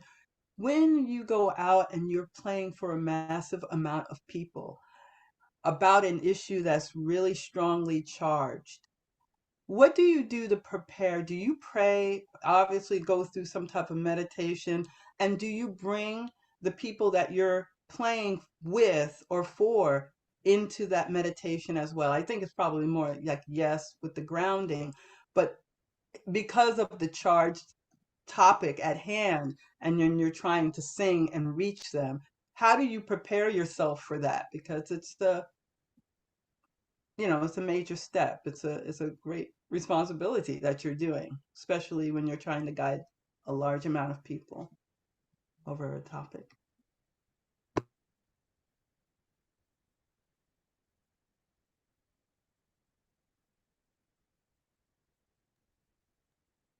This is the least self-absorbed bunch of musicians. Lucy, please. Yes. Thanks, David. A lot of performers are not really interested in hearing the audience.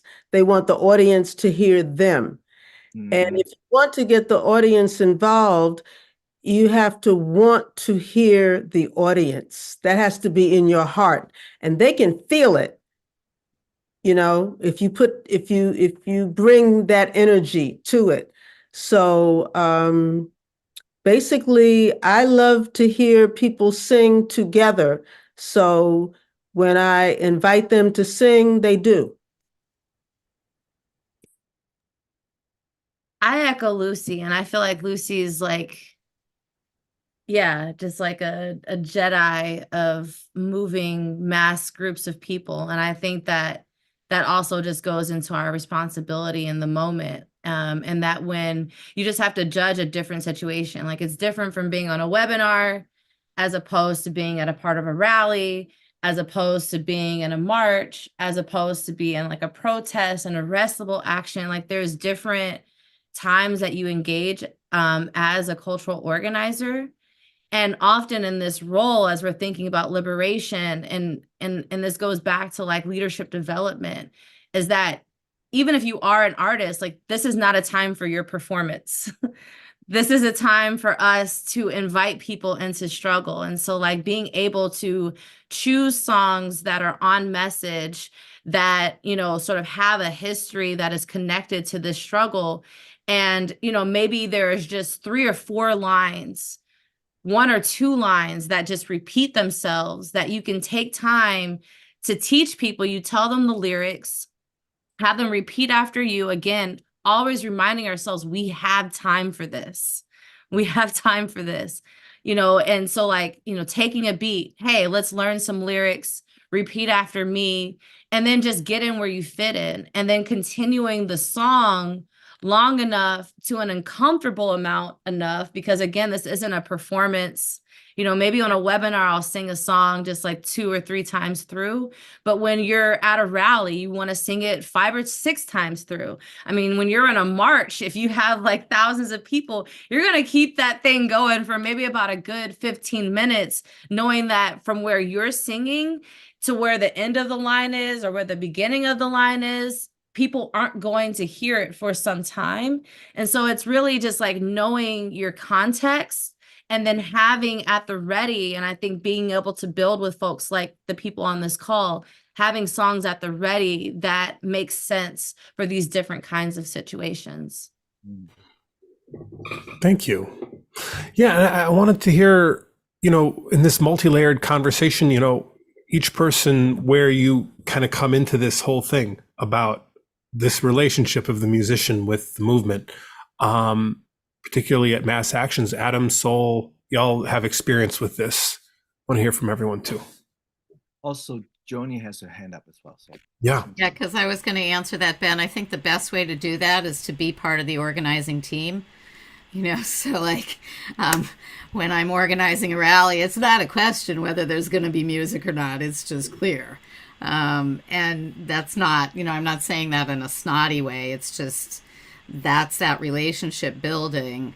So I'm not just swooping in as the musician, but I have been part of the entire thing, and so then when I take that microphone and I open with a song, no one's surprised, no one's put out, because I was there all along with the whole thing. So for me, that's that extra work that I have to do. That's my activist side as opposed to just my musician side, which is part and parcel of being a musician for people like us, I think. I'll just chime in and back to the question of collaborating with organizers or like non-musical organizers. I feel like consistently have gone in kind of then not realizing that there's a certain level of not understanding the musical component, and then there's support that's not there, and then needing to make a whole lot of game time decisions. And so my comrade Ali Halpert and I are working on a guide for organizers and song leaders about like a checklist of what folks need to be thinking about together.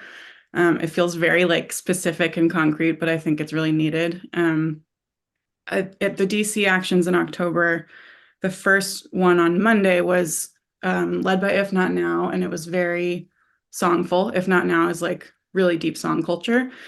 And their design is that they split up small teams to go to each of the gates of the White House, and each act, so basically it was like 11 actions, and each of the 11 actions had 3 song leaders. And there was a song leader training where everybody learned the same songs, everybody had the song sheet, and it was like really powerful to feel us all split up, sing the same songs, and then come back together and take up this huge portion of the street and have a giant space for dancing and singing and crying the songs that we had been singing separately. And then a few days later, there was another action outside of the rotunda, which I know a bunch of you were there. And that was an example of like last minute folks were brought in to song lead, and it was like there was stuff going on and we were on the mic, and there's like, it's a big responsibility to hold the mic, and you don't always know what's going on and how to like hold the group in the way that they need. And so just shout out to folks who are in that role and figuring out how to roll with what's happening in the moment, and excited for our movements to get stronger at knowing exactly how to support songs so that we can be as songful as possible. Adam, you wrote a nice comment. Say some more. Oh, well, no, just wanted to build off of this. Thank you for that example, Sol. And yeah, this whole part of the conversation. So I was inside the rotunda on the Wednesday, October 18th, and was part of the rabbi spoke. I was the only non-rabbi because I basically serve as chazan or cantor for Tzedek Chicago. And so I brought a little guitar into the rotunda, and we had some preparation, and a lot of the rabbis were also musical. But yeah, it wasn't the most planned, but it was planned enough. We had practiced at a couple of the trainings that we were able to hold this kind of theater in the round, and the music and the chants kept evolving. And if we had been more prepared, it would have been even better. But it was really powerful. We had great acoustics in there. And what happened is we got good at letting the chants and songs kind of weave in and out of each other. One starts up as one falls down or fades out, and doing counterpoints. And this is the point I really want to make, that I actually originally learned from like the movement for Black Lives in Chicago in the 2014, 2015 wake of the Ferguson uprising and the beginning of the Black Lives Matter movement, like people improvising chants so that chanting becomes a musical form primarily and not just yelling. Is really important. And just a couple examples of the counterpoints, that when you notice someone who's not necessarily a designated song leader has a knack for song and chant leading, giving the megaphone to them, or if there's no megaphone, like calling them in to become a leader in that moment, right? One person just created this in the rotunda as we were singing Lo Yisa Goy, the fast version, Lo Yisa Goy El Goy Cheref, Lo Yilmedu Od Milcha, ceasefire now, Lo Yisa Goy El Goy. So we start that going, and same thing with Free Palestine. The syncopated version is a lot better than the straight version. Free Palestine, free Palestine, free Palestine, free Palestine, ceasefire now, free Palestine, ceasefire, free Palestine. So we got good at that at the last action in Chicago too. That can keep energy going for a long time when you build that culture in. All right, I need to call this. This is amazing.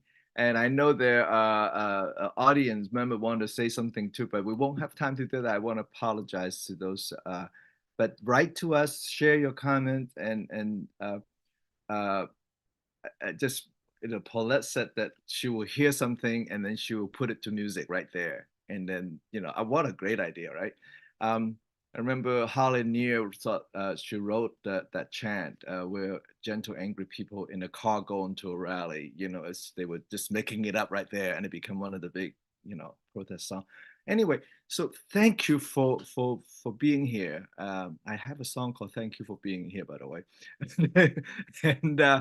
and sharing your heart and soul and your skill and your talent and your experience. Judging from this last round of conversation, your experience is so valuable for those of us who are learning how to do this. And from the practical thing, getting the microphone, sound system, to this is how you get the crowd going and keep it going, right? So thank you. And there's some requests in the chat that for you all to join us at the winter convergence and offer some workshops or something. So Ben is going to be contacting you. I am pretty sure of that. The winter conversion is on January 26th to the 28th. It will be the in-person portion will be in New York City at the People's Forum. Friday, Saturday, and Sunday will be on Zoom. We will have a round robin Friday night on Zoom. Saturday Zoom workshop, and then Songs of the Spirit, and then a membership meeting online. And then for the New York folks, it's going to be a great experience singing in person and so on. So I invite the panelists to take your time and join us in that, and also invite the audience to take a look at your availability for that event, either online or in person.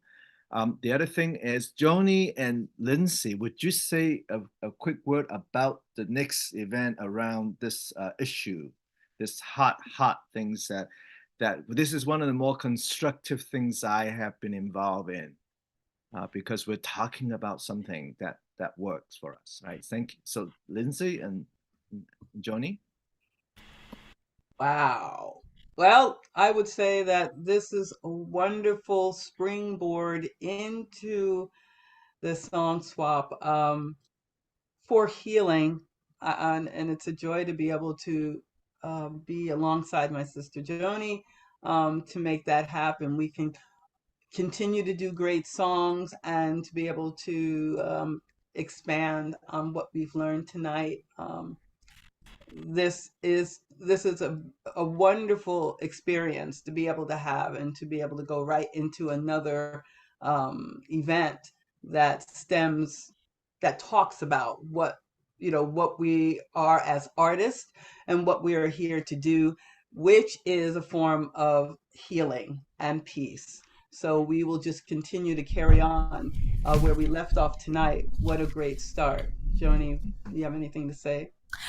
Yeah, we specifically, it's during that week in North America between Christmas and New Year's where lots of people aren't busy at a place of employment. So we actually made it earlier. It's from 1 to 3 in the afternoon so that people who are overseas can also join us.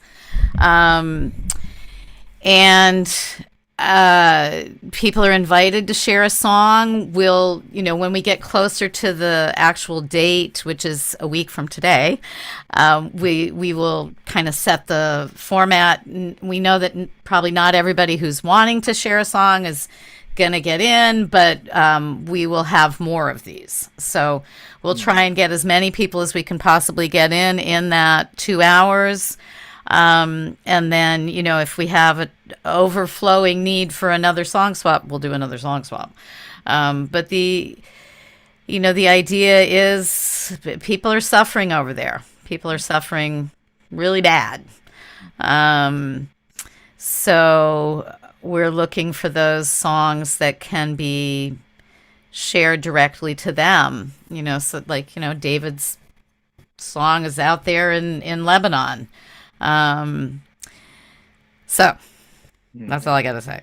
Thank you. Keep that date in your calendar. If you have not been to a song swap, you don't want to miss this, because there's a real sense of community, mutual support, and listening of the songs that's being shared. It really is a great.